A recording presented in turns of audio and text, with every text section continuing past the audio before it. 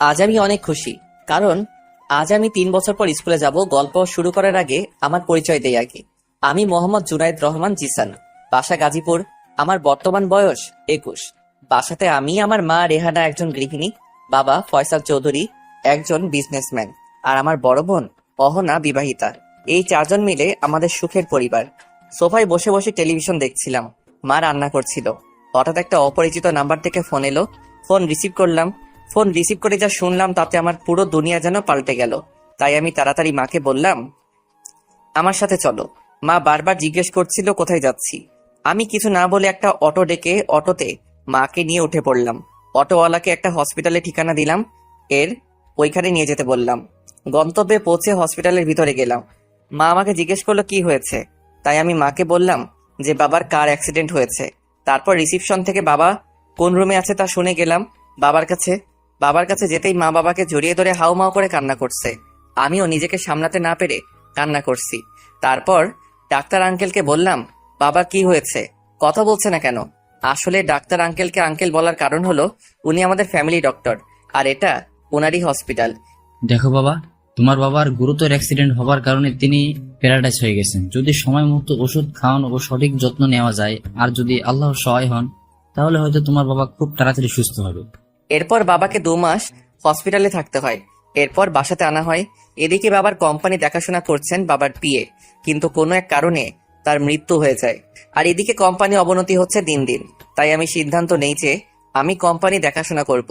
এই সিদ্ধান্ত সবাইকে বলে দেই, সবাই রাজি হয়ে যায়। তখন আমার বয়সী বা কত ছিল, মাত্র 18। তখন আমি 10ম শ্রেণীতে পড়তাম। পড়ালেখা ছেড়ে দিয়ে কোম্পানি দেখাশোনা করছি। নতুন পিএ নিয়োগ দিয়েছি। প্রথম কোম্পানি চালাতে হিমশিম খেতাম, কিন্তু আস্তে আস্তে মানিয়ে নিয়েছি নিজেকে। আস্তে আস্তে কোম্পানির অনেক উন্নতি করেছি আল্লাহর রহমতে। এখন বাবা পুরোপুরি সুস্থ। বাবার পুরোপুরি সুস্থ হতে 3 বছর লেগে যায়। এতক্ষণ যা শুনলেন সে সব ছিল অতীত। এখন বর্তমানে আসা যাক। রাতে সবাই মিলে একসাথে খেতে বসেছি। এখন বাবা পুরোপুরি সুস্থ, তাই বাবাকে আমার সিদ্ধান্ত জানিয়ে দেই যে আমি আবারও আমার পড়াশোনা শুরু করব। আর তুমি তো সুস্থ, তাই তুমি কোম্পানির দেখাশোনা করবে, আর আমি আমার স্কুল জীবনটা শেষ করব। তারপর বাবা বললেন, এই বুড়ো বয়সে লেখাপড়া করবে, লোকে কি বলবে? বললাম পড়াশোনার কোনো বয়স হয় না, আর লোকে কি বলবে বলুক, আমার তাতে কিছু যায় আসে না। পরে বাবা মাকে জোরাজোরি করায় তারা রাজি হয়। তাই আজ আমিও আম্মু যাচ্ছি স্কুলে। আজকে আমি স্কুলে ভর্তি হব, ক্লাস করব, আবার আগের মতো স্কুল লাইফটা এনজয় করতে পারবো। উফ, কি আনন্দটাই না লাগছে। খুশিতে ড্যান্স দিতে ইচ্ছে করছে। আব্বু আগে থেকে স্কুলের স্যারের সাথে কথা বলে রেখেছে, তাই স্কুলে ভর্তি হতে কোনো ঝামেলা পোহাতে হলো না। স্কুলে ভর্তি হয়ে বই নিয়ে বাসায় চলে এলাম। বিকেলে বন্ধুদের সাথে মাঠে আড্ডা দিতে দিতে সন্ধ্যা হয়ে গেছে, তাই বাসায় গিয়ে ফ্রেশ হয়ে খেয়ে দিয়ে পড়তে বসলাম। নতুন বই পড়ার মজাটাই অন্যরকম। পড়তে পড়তে একসময় টেবিলের উপর ঘুমিয়ে পড়লাম। সকালে আম্মুর ডাকে ঘুম ভাঙলো, তাই রেডি হয়ে ব্রেকফাস্ট করে স্কুলে গেলাম। আজ স্কুলে আমার প্রথম দিন। স্কুলে আজকের দিনটা খুব ভালোভাবে কেটে গেল। বিকেলে বাসায় ফিরে বন্ধুদের সাথে আড্ডা দিতে গেলাম, আবার সন্ধ্যায় বাসায় ফিরলাম। গিয়ে ফ্রেশ হয়ে খেয়ে দিয়ে পড়তে বসলাম। এমন সময় টেবিলে বইয়ের পাশে রাখা ফোনটা বেজে উঠল। ফোনটা হাতে নিয়ে দেখি রিয়া ফোন করেছে। আসলে রিয়া আমার খালাতো বোন। কি রে, শুনলাম তুই নাকি আবার স্কুলে ভর্তি হয়েছিস। ঠিকই শুনেছিস। তা তোর প্রথম দিন স্কুলে বাচ্চাদের সাথে কেমন কাটলো? অনেক ভালো। দেখিস আবার স্কুলে বাচ্চা মেয়েদের প্রেমে পড়িস না জানো। আরে না, আমাকে কি তোর এমন মনে হয়? তুই কেমন তা আমি ভালো করেই জানি। দেখ সামনে কি কি হয়। কি হবে শুনি? আমি কি জানি, যা হবে তুই নিজেই দেখতে পাবি। তারপর অনেক কথাই হলো। একসময় ঘুমিয়ে পড়লাম। সকালে ফ্রেশ হয়ে স্কুলে গেলাম। ক্লাসে বসে আছি, কিন্তু ম্যাডাম আসছে না। হঠাৎ করে একটি মেয়ে ক্লাসে প্রবেশ করলো, তাও আবার প্রিন্সিপাল স্যারের সাথে। আমরা সবাই স্যারকে দেখে দাঁড়িয়ে গেলাম, আর স্যার বললেন, উনি হলেন আমাদের নিউ ইংলিশ টিচার। উনি আজ থেকে তোমাদের ইংলিশ ক্লাস নেবেন। সবাই মেয়েটার দিকে হা করে তাকিয়েছিল, কারণ মেয়েটা সুন্দর একটা নীল বোরকা পরেছিল। শুধু তার চোখ আর হাত দুটো ছাড়া কিছুই দেখা যাচ্ছিল না। ওর চোখগুলো দেখতে খুব সুন্দর ছিল, টানা টানা হরিণীর চোখ। তার চোখের মধ্যে আবার কাজল দিয়েছে। উফ, মেয়েটাকে যে এত সুন্দর দেখাচ্ছিল তা ভাষায় প্রকাশ করার মতো না। যে দেখবে সেই মুগ্ধ হয়ে যাবে। আমিও সবার মতো মেয়েটার দিকে অবাকভাবে তাকিয়েছিলাম। স্যার চলে গেলেন আর মেয়েটি ক্লাস করানো শুরু করে দিল। আমি বসে বসে মেয়েটার দিকে এক নজরে তাকিয়ে আছি। পড়ায় মনোযোগ দিতে পারছি না। এই প্রথম কোনো বোরকাওয়ালি আমার মনের মধ্যে উথাল পাতাল ঢেউ তুলে দিল। আমি মনে হয় মেয়েটাকে ভালোবেসে ফেলেছি। পরক্ষণে আবার ভাবছি, ধুর, উনি তো আমার ম্যাডাম, ওনার সাথে কি আমার যাই নাকি? ওসব না ভেবে পড়ায় মনোযোগ দিতে শুরু করলাম। বইটার দিকে তাকিয়ে পড়ার চেষ্টা করছিলাম, কিন্তু বারবার এই বোরকাওয়ালির কথা মনে আসছে। ক্রাশ খেলাম, তাও আবার এই বোরকাওয়ালিকে দেখে। মনে মনে আরো নানা রকম চিন্তা ভেবে মুচকি মুচকি হাসতে লাগলাম। তাই এর মধ্যে দেখলাম ম্যাডাম আমার সামনে দাঁড়িয়ে আছে। আমি ভয়ে চমকে উঠলাম। এই রে, এবার মনে হয় পিটাবে। আমি এক অবাক দৃষ্টিতে ম্যাডামের দিকে তাকিয়েছিলাম। ম্যাডাম আমাকে বলল, এই তুমি পড়া রেখে হাসছো কেন? উঠে দাঁড়ালাম আর বললাম, কই, আমি কখন হাসলাম? আমি তো পড়ছিলাম। একদম মিথ্যা বলার চেষ্টা করবে না, আমি দেখেছিলাম তুমি হাসছিলে। সরি ম্যাডাম, আর হবে না। স্বীকার করছি যে আমি সত্যি হাসছিলাম। তোমার নাম কি? জুনায়েদ রহমান জিসান। এত বড় হয়ে গেছো এখনো ক্লাস 10-এ? এর আগে কয় বছর ফেল করেছিলে? হ্যাঁ, আসলে পড়ালেখা এক বছর আগে ছেড়ে দিয়েছিলাম কিছু কিছু অসুবিধার জন্য। ও আচ্ছা, ঠিক আছে, এখন এখান থেকে সামনের টেবিলে গিয়ে বসো। বেশ অবাক হয়ে গেলাম। কেন ম্যাডাম? তোমাকে সামনে গিয়ে বসতে বলছি না? যাও সামনে গিয়ে বসো। তোমার এত কথা বলার সাহস হয় কি করে? আমি আর কোনো কথা বলার সাহস পেলাম না, তাই বাধ্য হয়ে সামনের সিটে গিয়ে বসে পড়লাম। আর মাথা নিচু করে বই খুলে পড়ায় মনোযোগ দিতে চেষ্টা করছিলাম, কিন্তু পারছিলাম না। ম্যাডাম বসে বসে সবার পড়ার উপর নজর রাখছিলেন, মাঝে মাঝে আমার দিকে তাকিয়েছিলেন। এভাবে দেখতে দেখতে ওনার ক্লাস শেষ হলো। আস্তে আস্তে অন্য সব ক্লাস শেষ হলো, কিন্তু মন দিয়ে একটা ক্লাসও করতে পারলাম না। কিভাবে পড়বো বলেন? মন তো বোরকাওয়ালি ম্যাডামের কাছে পড়ে আছে। দেখতে দেখতে টিফিনের ঘন্টা বেজে গেল। বাইরে দাঁড়িয়ে আছি আর ম্যাডামের কথা ভাবছি। উনি কেমন দেখতে? বয়সে কি আমার থেকে বড় হবে নাকি ছোট? এইসব আর কি। অনেকক্ষণ ধরে দাঁড়িয়ে আছি আর মাঠের দিকে তাকিয়ে আছি। সবাই খেলছি আর আমি একাই দাঁড়িয়ে আছি। হঠাৎ একটা মেয়ের ডাক শুনতে পেলাম। জিসান ভাইয়া, ভাইয়া বলে ডাকছে। পিছে ঘুরে দেখে একটা মেয়ে দিকে এগিয়ে আসছে। মেয়েটি আমার সামনে এসে দাঁড়ালো আর বলল, ভাইয়া, আপনাকে একটা কথা বলার ছিল। কি কথা? আর তুমি কে? আমি নুসরাত। আমার একটা কথা বলার ছিল। আসলে ভাইয়া, আমার বান্ধবী মিমি আপনাকে লাইক করে। সে আপনাকে এই চিঠিটা দিতে বলেছে। হাতে একটা কাগজ ধরিয়ে দিয়ে মেয়েটা চলে গেল। আমি শুধু ভ্যাবলার মতো তাকিয়ে দেখলাম। স্কুলে সবেমাত্র 2-3 দিন হলো এসেছি, আর এরই মধ্যে লাইক করে ফেললো। হায় রে কপাল! আবার যদি কেউ এসব জানতে পারে, তাহলে আমার মান সম্মান প্লাস্টিক হয়ে যাবে। হাতের চিঠিটার দিকে তাকালাম। মন চাইলো একটু খুলে দেখি আমি তাতে কি লেখা আছে।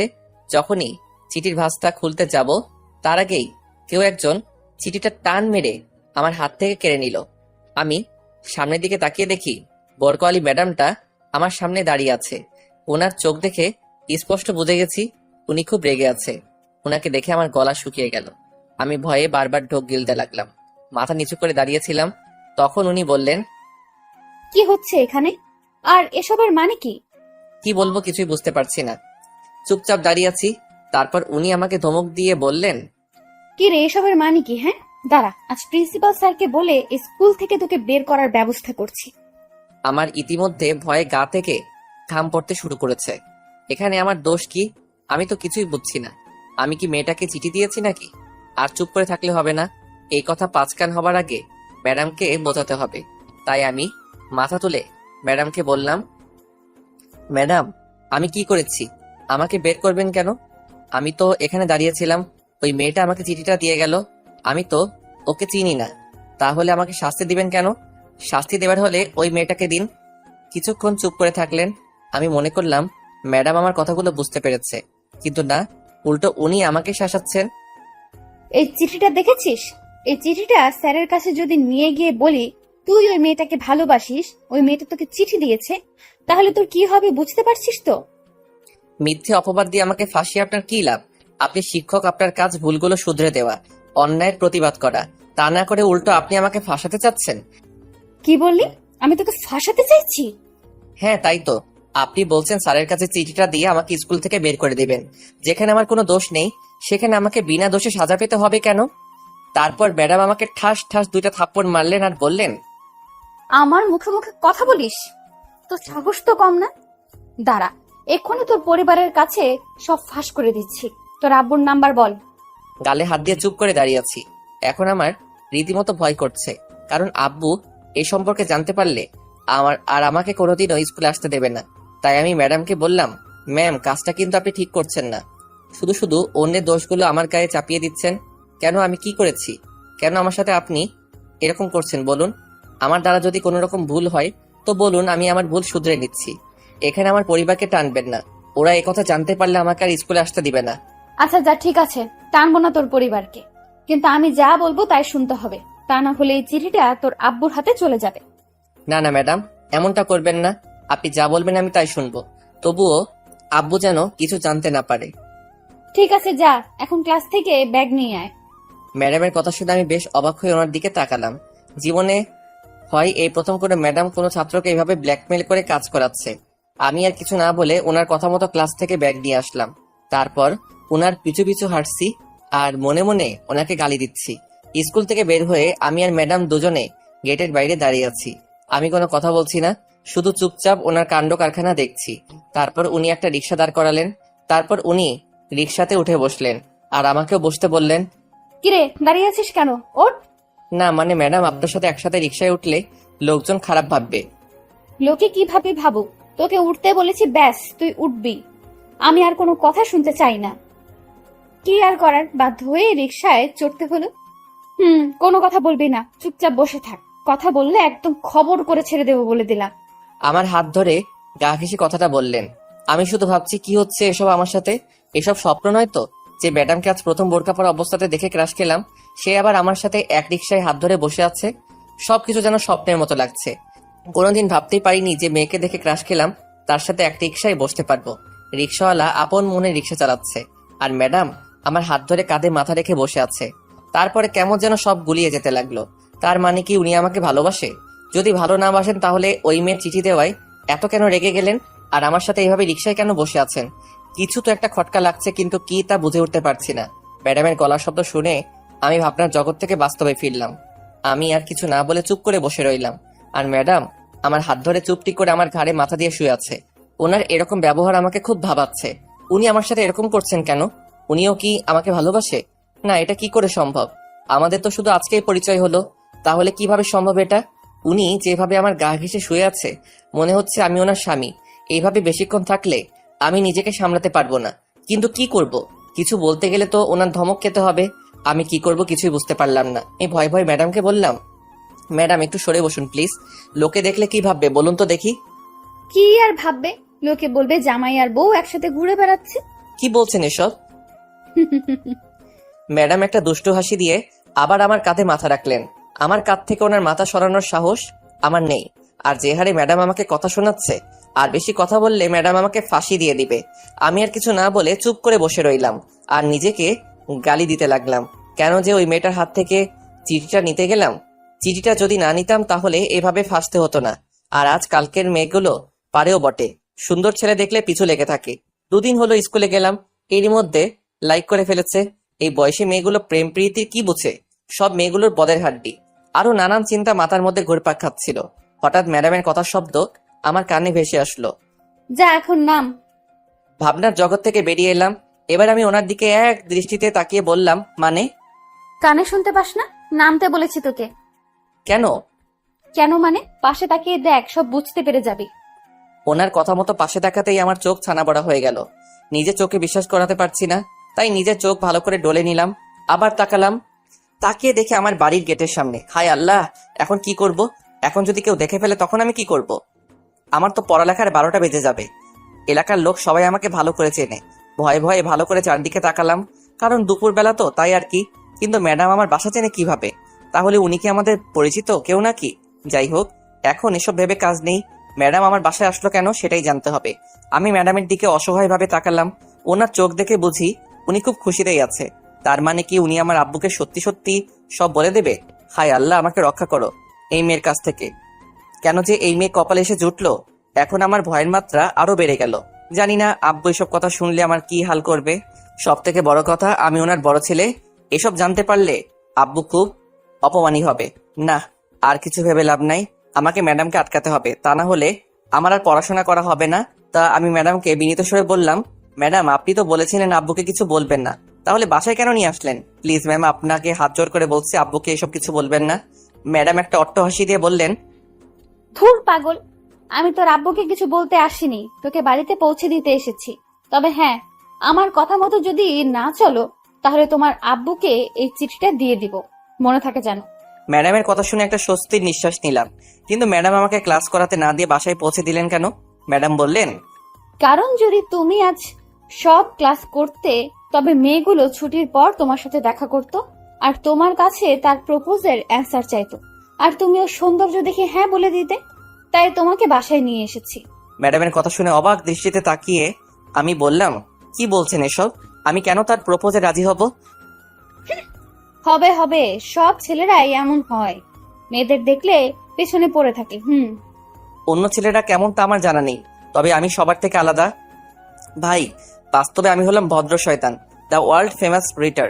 আপনার মাথায় মনে হয় কোনো প্রবলেম আছে, তার সব ছেলেদের একরকম মনে করেন। চুপ কুত্তা, বেশি কথা বললে থাপড়ায় তোর সব দাঁত ফেলে দেব।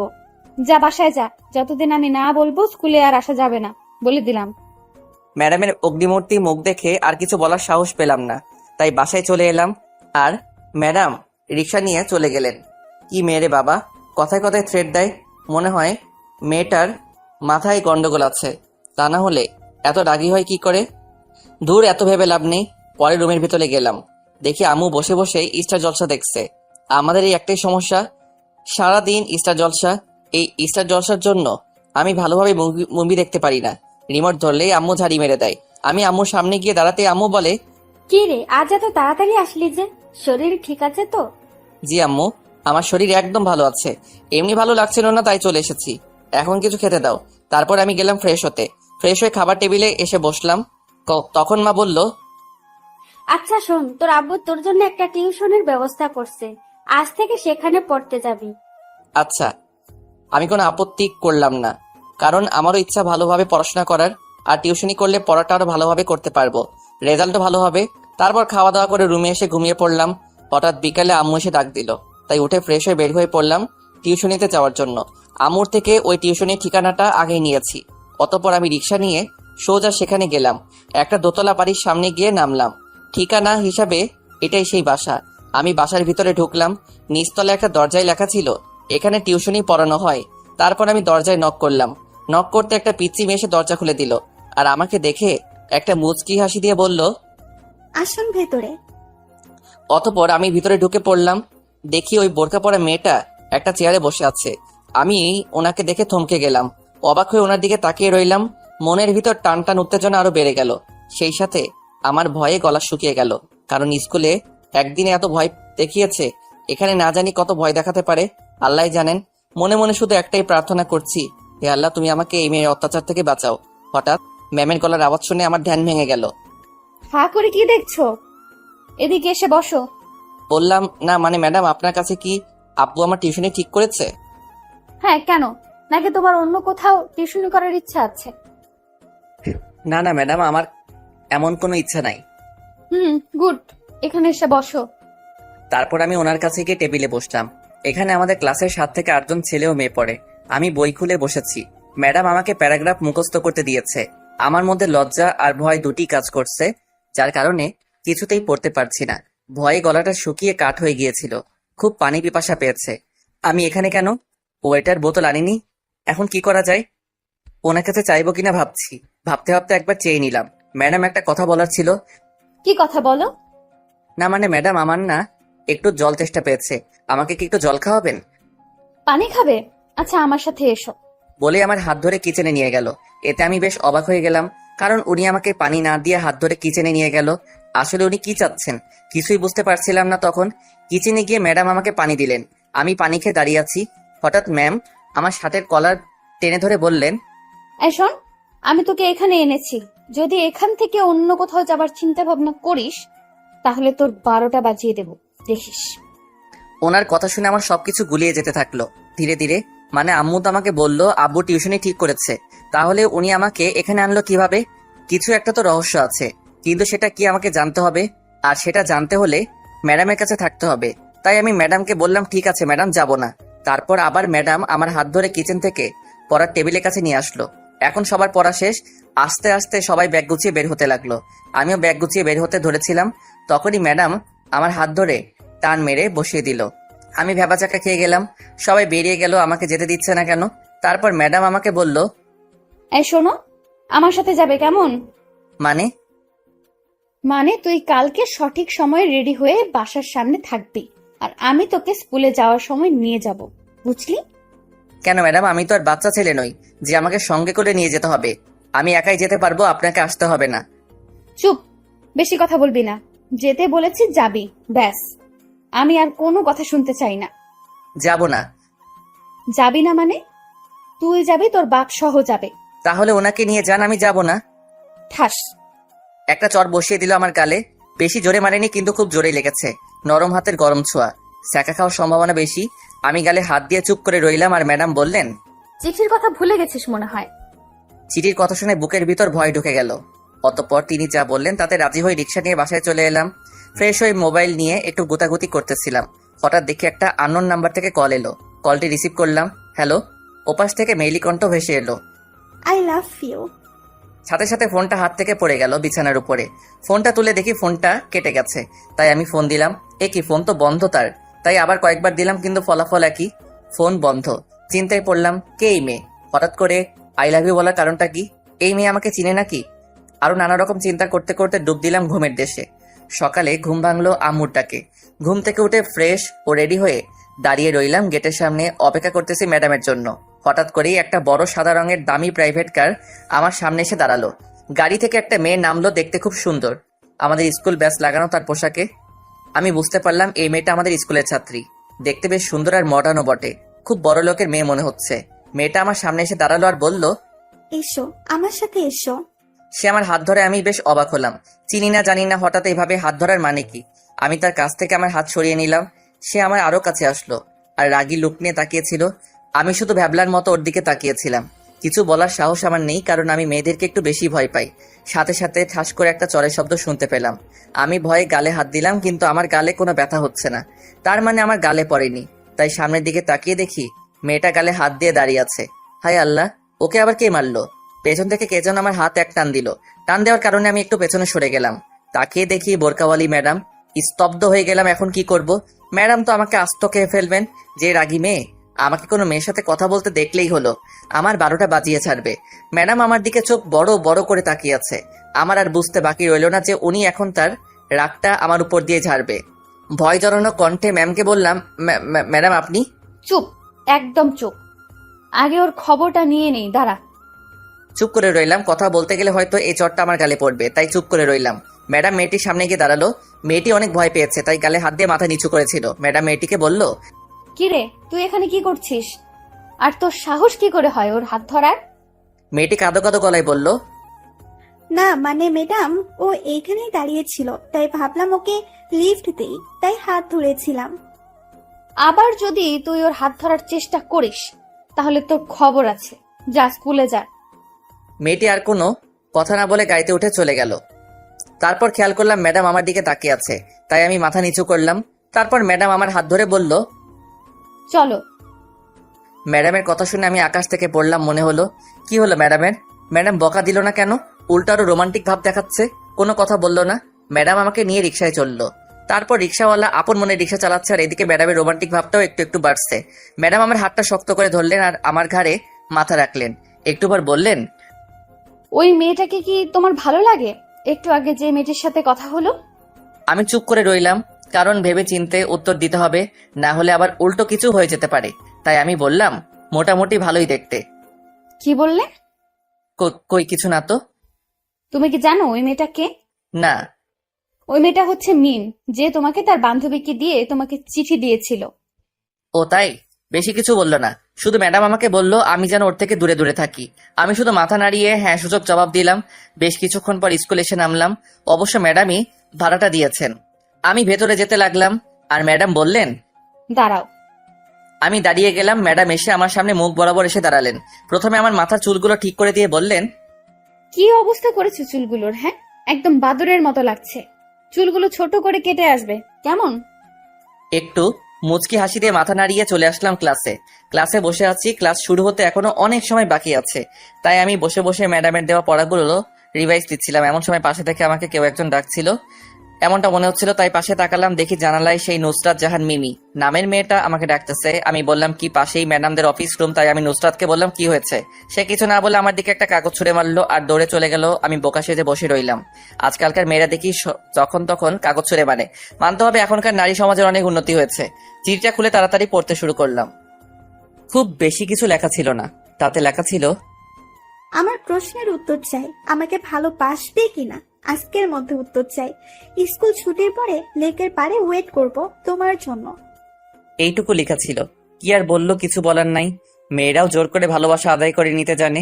একটা পিচ্চি মেয়ে যে তা জানে সেটা আমার জানা ছিল না। আরে বাবা, ভালোবাসা হাতের মোয়া নাকি যে চাইলেই দিয়ে দিব? দুজন দুজনের মনের টান থাকতে হবে, একে অপরের প্রতি বিশ্বাস থাকতে হবে, তবেই না ভালোবাসা মূল্যতা পাবে। এই পিচ্চি মেয়েগুলো এসবের কি বোঝে? তাই চিঠিটা মুচড়ে ফেলে দিলাম ময়লা ফেলার ঝুড়িতে। ক্লাস শুরু হয়ে গেছে। ম্যাডাম ক্লাসে আসলো।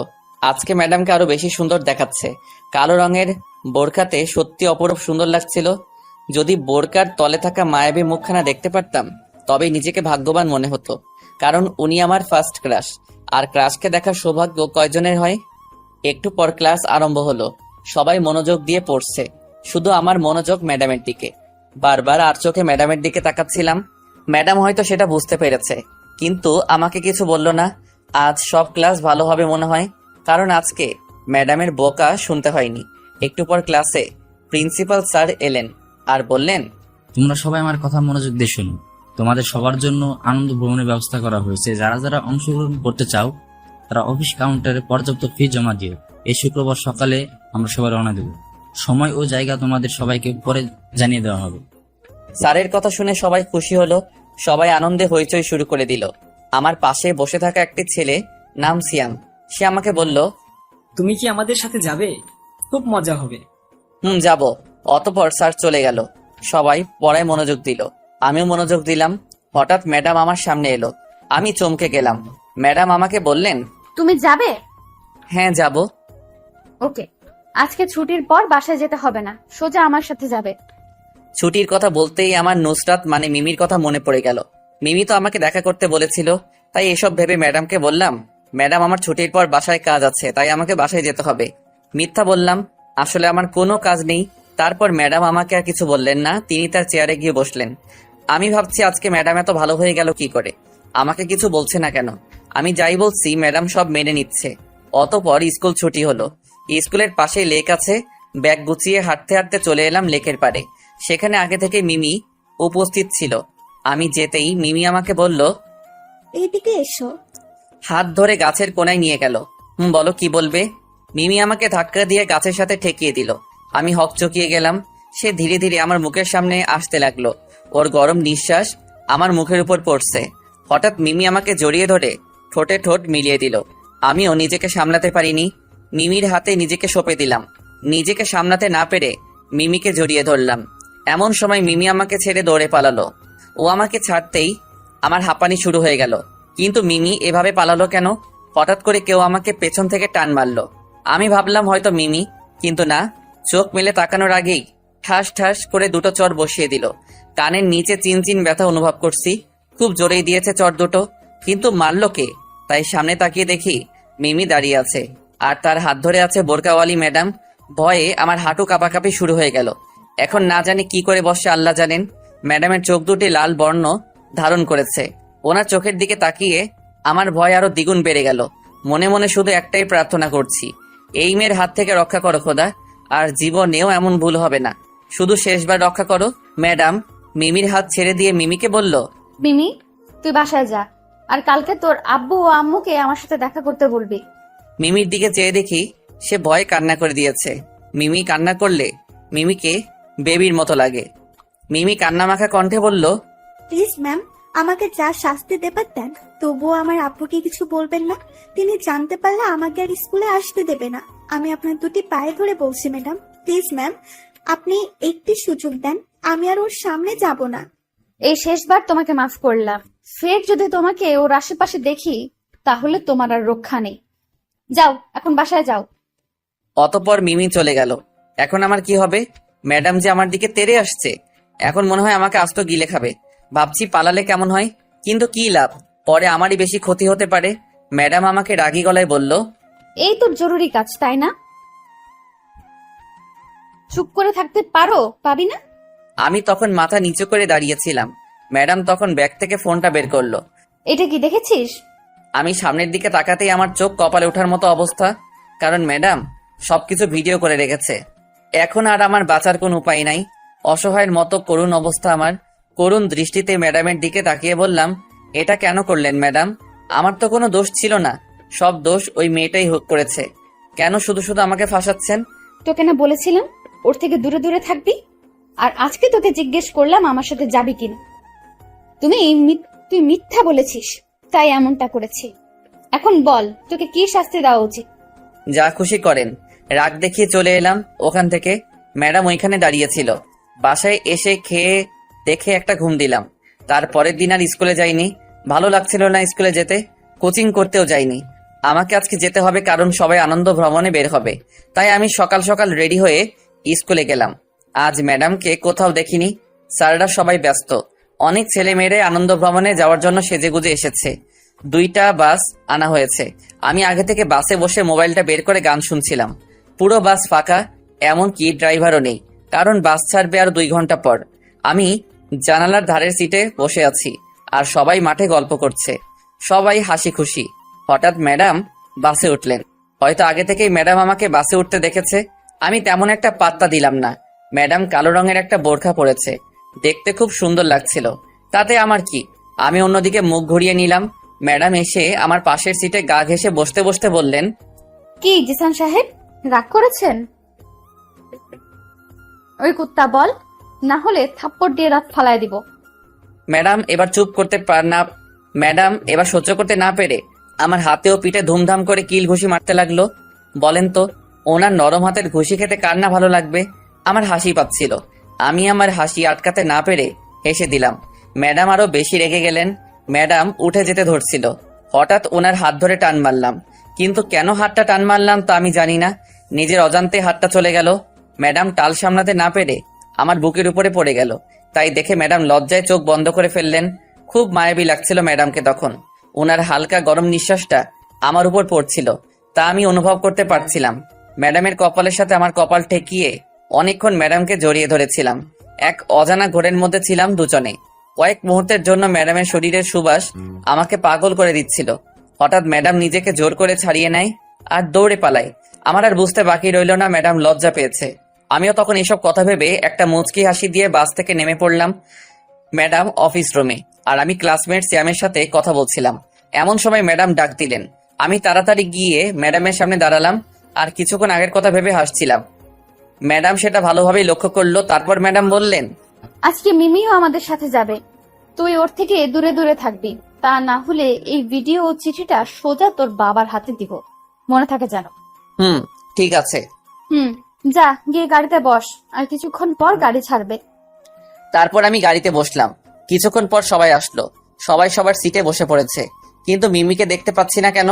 অন্য বাসে বসেছে হয়তো। কিছুক্ষণ পর ম্যাডাম আসলেন। এসে আমার পাশের সিটে বসে পড়লেন। এ কি, ম্যাডাম আমার পাশে বসেছেন কেন? তো কি হয়েছে? কিছু না, তবে স্যারেরা দেখে খারাপ ভাববে। ভাবু, তাতে আমার কি? তুই চুপচাপ বসে থাক। আর কথা বাড়ালাম না, চুপ করে বসে রইলাম। বাস ছেড়েছে, গন্তব্য কুয়াকাটা। সবাই খুব খুশি। সারা রাস্তায় ম্যাডাম আমার সাথে অনেক কথা বললেন, অনেক মজা হলো। ম্যাডামের সাথে আজ প্রথম ফ্রিভাবে কথা বললাম। অতপর 3টা বাজে সবাই কুয়াকাটা এসে পৌঁছালাম। সবাই নেমে গেছে, ঘোরাফেরা করছে। শুধু আমি আর ম্যাডাম নামিনি। ম্যাডাম নামবেন না? নামবো তো, চলেন। অতপর ম্যাডাম আর আমি নামলাম। ম্যাডাম আমার হাত ধরে হাঁটছে। আমি অবাক দৃষ্টিতে ম্যাডামের দিকে তাকিয়ে আছি। ম্যাডাম কিছু বলছেন না, চুপ করে আছেন। তারপর হাঁটতে হাঁটতে আমরা একটা বাগানের ধারে চলে এলাম। খুব সুন্দর সুন্দর ফুল ফুটেছে বাগানে। তুই নামবি না? এই জিসান, দেখ দেখ, বনের গোলাপ ফুলগুলো কত সুন্দর, তাই না? সত্যিই খুব সুন্দর। আমার ওগুলো চাই, তুই এনে দে। দিচ্ছি, দাঁড়ান। বাগান থেকে 3টা সুন্দর গোলাপ ফুল তুলে আনলাম। এই নেন। এইভাবে দিলে নেব না। তাহলে কিভাবে দিব? হাতও গেড়ে দেবে, যেভাবে ছেলে মেয়েদের প্রপোজ করে সেইভাবে। কেন ওইভাবে কেন দিব? আমি তো আর আপনাকে প্রপোজ করছি না, তাই না? এত কিছু বুঝি না, যেভাবে দিতে বলেছি সেইভাবে দিবি, ব্যাস। ধুর, আপনি শুধু আমার সাথে রাগ দেখেন কেন? দিবি কিনা বল। দিচ্ছি তো। পরে হাঁটু কেটে ম্যাডামের হাত বাড়িয়ে বললাম, এই সুন্দর ফুটন্ত ফুলগুলো শুধু আপনার জন্য। দয়া করে ফুলগুলো নিয়ে আমাকে ধন্য করুন ম্যাডাম। ম্যাডাম ফুলগুলো নিয়ে বললেন, তুমি একেবারেই কাঁচা, কিছুই বোঝো না দেখছি। আপনি আছেন তো আমাকে শিখিয়ে দেওয়ার জন্য। চলো হাঁটা যাক। ম্যাডাম আবার আমার হাত ধরে হাঁটা শুরু করলো। আমরা গিয়ে আগেই জায়গায় এক হলাম। মিমিও দেখলাম টেবিলে বসে আছে, আমার দিকে কয়েকবার তাকিয়েছে। তাই দেখে ম্যাডাম আমাকে বললেন, খবরদার ওর সাথে যদি কথা বলার চেষ্টা করো তো তোমার কপালে খারাপই আছে। আমি ভয়ে আর কিছু বললাম না, শুধু মাথা নাড়িয়ে হ্যাঁ বললাম। পরে ম্যাডাম স্যারদের ওইখানে গেল, আমি সেখানে কিছুক্ষণ দাঁড়িয়েছিলাম। রাস্তার ওই পাশে একটা ফ্লেক্সির দোকান দেখা যাচ্ছে, যাই সেখান থেকে ফ্লেক্সি করে আসি। হাঁটা দিলাম। ম্যাডাম পেছনে থেকে ডাক দিলেন, কই যাও? একটু আসছি ম্যাম। পাশে তাকাতেই দেখি একটা সাদা রঙের কার আমার দিকে এগিয়ে আসছে। আমি সরে দাঁড়ানোর আগেই গাড়িটা আমাকে ধাক্কা দিয়ে চলে যায়। সাথে সাথে আমি মাটিতে পড়ে গেলাম। চোখ দুটো আস্তে আস্তে বন্ধ হয়ে গেল। জ্ঞান হারিয়ে ফেললাম আমি। তারপর কি হলো আমার কিছুই মনে নেই। যখন আমার জ্ঞান ফিরল তখন চোখ মেলে তাকিয়ে দেখি আমি একটা রুমের মধ্যে একটা বেডে শুয়ে আছি। হাতে অনেক ব্যথা অনুভব হচ্ছে, ডান হাত পুরোটাই ব্যান্ডেজ করা। সব শিক্ষার্থীরা আমাকে দেখতে এসেছে। আশেপাশে ভালোভাবে তাকিয়ে দেখি এটা একটা হোটেল। ম্যাডাম আমার পাশে বসে আছে, ভাই স্যারেরা এখানে উপস্থিত আছে। আমি উঠে বসলাম। আরে আরে, উঠে বসছো কেন? প্লিজ শুয়ে থাকো। না ম্যাম, আমি ঠিক আছি। মাঝখান থেকে হেড স্যার এসে আমার পাশে বসলেন। এখন কেমন লাগছে? ভালো। সরি স্যার, আমার জন্য আপনাদের আজকের আনন্দটা মাটি হয়ে গেল। আরে দূর বোকা ছেলে, আগে মানুষের জীবনে সুস্থতা দরকার, তারপর জীবনে আনন্দ দরকার। সুস্থ না হলে তুমি কেমন করে আনন্দ করবে? ডক্টর বলেছে তুমি 2-3 দিনের মধ্যে সুস্থ হয়ে যাবে। অতপর আমি আর কিছুই বললাম না। স্যার সব ছাত্র ও ছাত্রীদের নিয়ে বাইরে চলে গেল। শুধু ম্যাডাম গেলেন না, আমার পাশে বসে রইলেন। আমি ম্যাডামকে বললাম, আপনি যাবেন না? তোমাকে রেখে আমি কি করে যাব বলো? কেন আমাকে রেখে আপনি যাবেন না কেন? কারণ তোমার এই অবস্থার জন্য আমি দায়ী, তাই তোমার খেয়াল রাখার দায়িত্ব আমারই। আমি তো বাচ্চা ছেলে না, কিভাবে নিজের দায়িত্ব নিতে হয় তা আমি জানি। যান গিয়ে সবার সাথে আনন্দ করেন। আমি চাই না আমার জন্য আপনার আনন্দটা মাটি হয়ে যায়। আমি এখানেই থাকবো, কোথাও যাব না। তুমি চুপ করে থাকো, আমি এখন তোমাকে আমার হাত দিয়ে খাবার খাওয়াই দেব। ম্যাডামের কথা শুনে নিজের আজান্তেই আমার মুখে হাসি ফুটে উঠল। ফার্স্ট ক্লাসের হাতে খাবার তুলে খাবার ভাগ্য কজনের হয়। এখন আমার নিজেকে লাকি মনে হচ্ছে। ম্যাডাম ফল কাটা ব্যস্ত, কিন্তু আমার ফল খেতে ভালো লাগে না। তা এসব না খেলে শরীরে শক্তি আসবে কি করে? ডাক্তার এগুলো বেশি বেশি করে খেতে বলেছে তোমাকে। তাই আমি ম্যাডামকে বললাম, ম্যাডাম আমি এইগুলা খাবো না। আচ্ছা ঠিক আছে, বিরিয়ানি খাবে? আজকে তো সবাইকে বিরিয়ানি খাওয়ানো হয়েছে। চলবে ম্যাম। অতপর ম্যাডাম তার ব্যাগ থেকে একটি টিফিন বক্স বের করলেন, ওটাতে বিরিয়ানি রাখা ছিল। চামচ দিয়ে তুলে আমাকে খাইয়ে দিতে লাগলো। খাওয়া দাওয়া শেষে ম্যাডাম বললেন, এখন এই ওষুধটা খেয়ে রেস্ট নাও। আচ্ছা। খাওয়া দাওয়ার পর্ব শেষ হলো, আমি শুয়ে আছি, উঠতে পারছি না, হাতে একটু বেশি ব্যথা করছে। তখন ম্যাডাম আমাকে বললেন, আচ্ছা জিসান, তোমার খুব ব্যথা লেগেছে তাই না? বেশি না, একটু পরে ঠিক হয়ে যাবে। সরি, আমাকে মাফ করে দাও। আমার ভুলের জন্য তোমাকে এত কষ্ট সহ্য করতে হচ্ছে। আরে কিছু হবে না তো ম্যাডাম। আচ্ছা তুমি শুয়ে থাকো। তারপর আমি শুয়ে পড়লাম। কিছুক্ষণ পর আমার চোখ জোড়া বন্ধ হয়ে গেল। ঘুমিয়ে পড়লাম আমি। হঠাৎ কেমন জানি শরীরটা গরম গরম লাগছে। শরীরের ব্যথা পাওয়ার কারণে জ্বর জ্বর অনুভব হচ্ছে। বিড়বিড় করছি, এটা কি আবল তাবল বলছি নিজেও জানি না। ঝাপসা ঝাপসা চোখে দেখছি ম্যাডাম আমার কপালে জলপট্টি দিয়ে দিচ্ছে। তখন আমার কপালে একটু ঠান্ডা অনুভব হচ্ছিল, নিঃশ্বাস নিতে কষ্ট হচ্ছে। আমার ঘুমিয়ে গেলাম। আবার খুব সকালে সূর্যের আলো আমার মুখের উপর পড়তেই আমার ঘুমটা ভেঙে গেল। চোখ মেলে দেখি ম্যাডাম আমার বুকে মাথা রেখে ঘুমিয়ে আছেন। আমি আটকে উঠলাম, কারণ কেউ জানলে আমাদেরকে খারাপ ভাববে। তাই আমি ম্যাডামের মাথা বুকের উপর থেকে সরানোর চেষ্টা করতে লাগলাম, কিন্তু ম্যাডাম ঘুমের ঘোরে আরো শক্ত করে আমাকে জড়িয়ে ধরলেন। আমি উঠতে চেষ্টা করলাম, কিন্তু ম্যাডাম এমনভাবে জড়িয়ে ধরেছে যে আমি কিছুতে উঠতে পারলাম না। শুয়ে রইলাম আমিও। এখন ম্যাডাম আমার বুকের মধ্যে শুয়ে আছে, আর আমার মনের মধ্যে একটা উত্তেজনা কাজ করছে। সেটা হচ্ছে ম্যাডামের নিকাব খুলে ম্যাডামের মুখটা দেখার উত্তেজনা। নিজের মনকে কোনোভাবে বোঝাতে পারছিলাম না, তাই সিদ্ধান্ত নিলাম ম্যাডামের চেহারাটা নিকাবটা একটু তুলে দেখার। তাই ধীরে ধীরে হাতটা ম্যাডামের মুখের কাপড়ের দিকে বাড়ালাম। প্রথমবার আর দ্বিতীয়বার সাহস পেলাম না, তাই হাতটা ফিরিয়ে নিলাম। তৃতীয়বার যখন ম্যাডামের মুখের কাপড়টা যেই প্রায় তুলবো, ঠিক তখনই ম্যাডাম লাফ দিয়ে উঠে বসলেন। আমি থ মেরে গেলাম। এখন কি করি? ম্যাডাম আমাকে আস্ত গিলে খাবে এখন। ম্যাডাম ওনার মুখের কাপড়টা ভালোভাবে বেঁধে নিলেন, কারণ আমি একটু এলোমেলো করে দিয়েছিলাম। তারপর ম্যাডাম বিছানা থেকে উঠে গেলেন। আশ্চর্যজনক ব্যাপার হলো ম্যাডাম আমাকে কিছুই বললেন না। আমি ম্যাডামের দিকে তাকিয়ে রইলাম। অবাক হয়ে। পরে ম্যাডাম ওয়াশরুমে চলে গেলেন। ভাবছি ম্যাডাম আমাকে কিছুই বললো না কেন।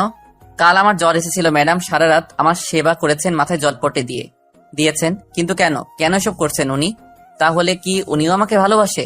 যদি উনার মনে সত্যি আমার জন্য জায়গা হয়ে থাকে তাহলে যেভাবেই হোক, যে করি হোক, জেনে তো নেব আমি। কিছুক্ষণ পর ম্যাডাম ফ্রেশ হয়ে বাইরে এলেন। আজকে ম্যাডামকে খুব সুন্দর লাগছে। নেভি কালারের বোরকা পরেছে, খুব মানিয়েছে ম্যাডামকে। ম্যাডাম আমাকে বললেন, ফ্রেশ হবে না? হব তো। তুমি উঠে ফ্রেশ হয়ে এসো, আমি তোমার জন্য নাস্তার ব্যবস্থা করছি। অতঃপর আমি বিছানা থেকে উঠে পড়লাম আর পা দুটো ফ্লোরে রেখে হাঁটার চেষ্টা করছি। আর তখনই হোঁচট খেয়ে পড়ে গেলাম। ম্যাডাম আমার হাত ধরলেন আর বললেন, আমার কাছে হাতটা রেখে ওঠো আগে। পরে আমি ওনার কাঁধে হাত দিয়ে উঠে দাঁড়ালাম। উনি আমাকে ওয়াশরুম অব্দি পৌঁছে দিলেন আর বললেন, তাড়াতাড়ি ফ্রেশ হয়ে এসো, আমি তোমার জন্য নাস্তা রেডি করছি। আচ্ছা। তারপর ম্যাডাম চলে গেল আর আমিও কিছুক্ষণের মধ্যে বের হয়ে এলাম। ম্যাডাম আমার হাতে হাত ধরে খাবার টেবিলে নিয়ে গিয়ে বসালেন। তারপর নিজের হাতে দিয়ে তুলে খাওয়াই দিলেন। খাওয়া দাওয়ার পর্ব শেষ হলো। আমি আর ম্যাডাম হাঁটতে বের হব বাইরে, আর সবার সাথে দেখা করতে হবে। সবাই নয়তো চিন্তা করবে। কিছুক্ষণ পর বাকি স্যার ম্যাডামদের সাথে দেখা করলাম। কথা বলার পর ম্যাডাম আমার কাছে আসলেন আর বললেন, চলো আমরা ওই দিকটা থেকে হেঁটে আসি। আমি কোনো আপত্তি করলাম না। ম্যাডাম আর আমি একসাথে হাঁটা শুরু করলাম। ম্যাডাম আমার বাম হাতটা ধরে রেখেছে, কারণ ডান হাতটা তো মচকে গেছে। হাঁটতে হাঁটতে আমরা একটা লেকের ধারে চলে এলাম। লেকের পরিবেশটা খুব সুন্দর। চারিদিকে তখন হালকা বাতাস বইছে, কিন্তু আমার মনে অন্য কামনা বাসা বেঁধেছে। তা হলো ম্যাডামকে দেখার বাসনা। ম্যাডামকে বললে ম্যাডাম কিছুতেই আমাকে তার মুখ দেখাতে দিবে না, তা আমি জানি। কৌশলে দেখতে হবে, কিন্তু কিভাবে সেটাই ভাবছি। ম্যাডাম আমাকে এত কেয়ার করে কেন? আমিও তো ওনার ছাত্র, আর 5টা ছাত্রের মতো আমার সাথে ব্যবহার করে না, খালি রাগ দেখায়। না না, এটা রাগ না, উনি অভিমান করে। কিন্তু কেন করে? আমাকে মিমির সাথে দেখলে আরো বেশি রেগে যায় ম্যাডাম। যদি মিমি আমাকে ভালোবাসে তাহলে ওনার সমস্যা কোথায়? আমি বুঝি না। উনি যদি আমার টিচারও ক্রাশ না হয়ে অন্য কেউ হতো তাহলে এতক্ষণে তাকে পিটিয়ে তক্তা বানিয়ে দিতাম। রীতিমতো টর্চার শুরু করে দিয়েছে আমার উপর। মিমির দেওয়া চিঠিটা আমার এই অবস্থার জন্য দায়ী। এইসব ভাবনায় ডুবেছিলাম। তারপর ম্যাডাম বললেন, জিসান দেখো, লেকের ওই ধারে নৌকা যাচ্ছে, প্লিজ চলো না, নৌকা ভ্রমণ করে আসি। সরি ম্যাডাম, আমার নৌকা ভ্রমণ করতে ভয় লাগে। তাছাড়া আমি সাঁতার জানি না। যদি কোনো বিপদ হয় নিজে তো বাঁচবই না, আপনাকেও বাঁচাতে পারবো না। তুমি সাঁতার জানো না তো কি হয়েছে, আমি তো সাঁতার জানি। আর তাছাড়া ভয়ের কি আছে, আমি তো আছি তোমার পাশে। তবুও আমি যাব না। প্লিজ জিসান, প্লিজ প্লিজ, আমার এই একটা রিকোয়েস্ট রাখবে না, প্লিজ চলো। ম্যাডাম এমন বাচ্চাদের মতো বায়না করছিল যে তা দেখে আমি নিজের হাসি আটকে রাখতে পারলাম না, হেসে ফেললাম। তা দেখে ম্যাডাম বললেন, ওই কুত্তা, হাসছিস কেন? না মানে আপনি যে বাচ্চাদের মতো বায়না ধরলেন না, তা দেখে আমি আর নিজের হাসি আটকে রাখতে পারলাম না। কি বললি? আমি বাচ্চা? দাঁড়া, তোকে। কথাটি বলে আমার পিঠে এলো পাতালে কিল ঘুষি দিতে লাগলো, আর আমি এদিক দিয়ে হেসেই যাচ্ছি। আর এক পর্যায়ে ম্যাডাম থেমে গেলেন। ওই কুত্তা, তুই কি খাস? তোর শরীরে এত শক্তি কেন? উফ বাবা, আমার হাতটা মনে হয় ভেঙে গেল। ভালো হয়েছে। মারতে গেলেন কেন? আমি কি বলেছি আমাকে মারতে? আর এমনিতেও পুরুষ মানুষের শরীর রক্ত থাকে। হয়েছে, এখন চুপ থাক, যেতে হবে না তোকে। বুঝতে পেরেছি ম্যাডাম অভিমান করেছে, তাই আমি নিজে থেকে বললাম, ওকে চলেন যাই। কি সত্যি? তারপর আমি আর ম্যাডাম হাঁটা শুরু করলাম। তারপর নৌকার কাছে গিয়ে নৌকাতে উঠলাম। আমি এক সাইডে বসলাম আর ম্যাডাম আমার হাত ধরে বসে রইলেন। আমি তো ভয়ে থরথর করে কাঁপছিলাম, কারণ নৌকা একবার এদিক ওদিক দুলছিল। ভয়ে আমার শরীর থেকে ঘাম ছুটতে লাগলো। ম্যাডাম তা লক্ষ্য করে আমাকে বললেন, এই যে মিস্টার, ভয় পেও না, আমি তো আছি তোমার পাশে, নাকি? আর তুমি এত ঘামছো কেন? দেখি মুখটা, আমার দিকে তাকাও তো দেখি।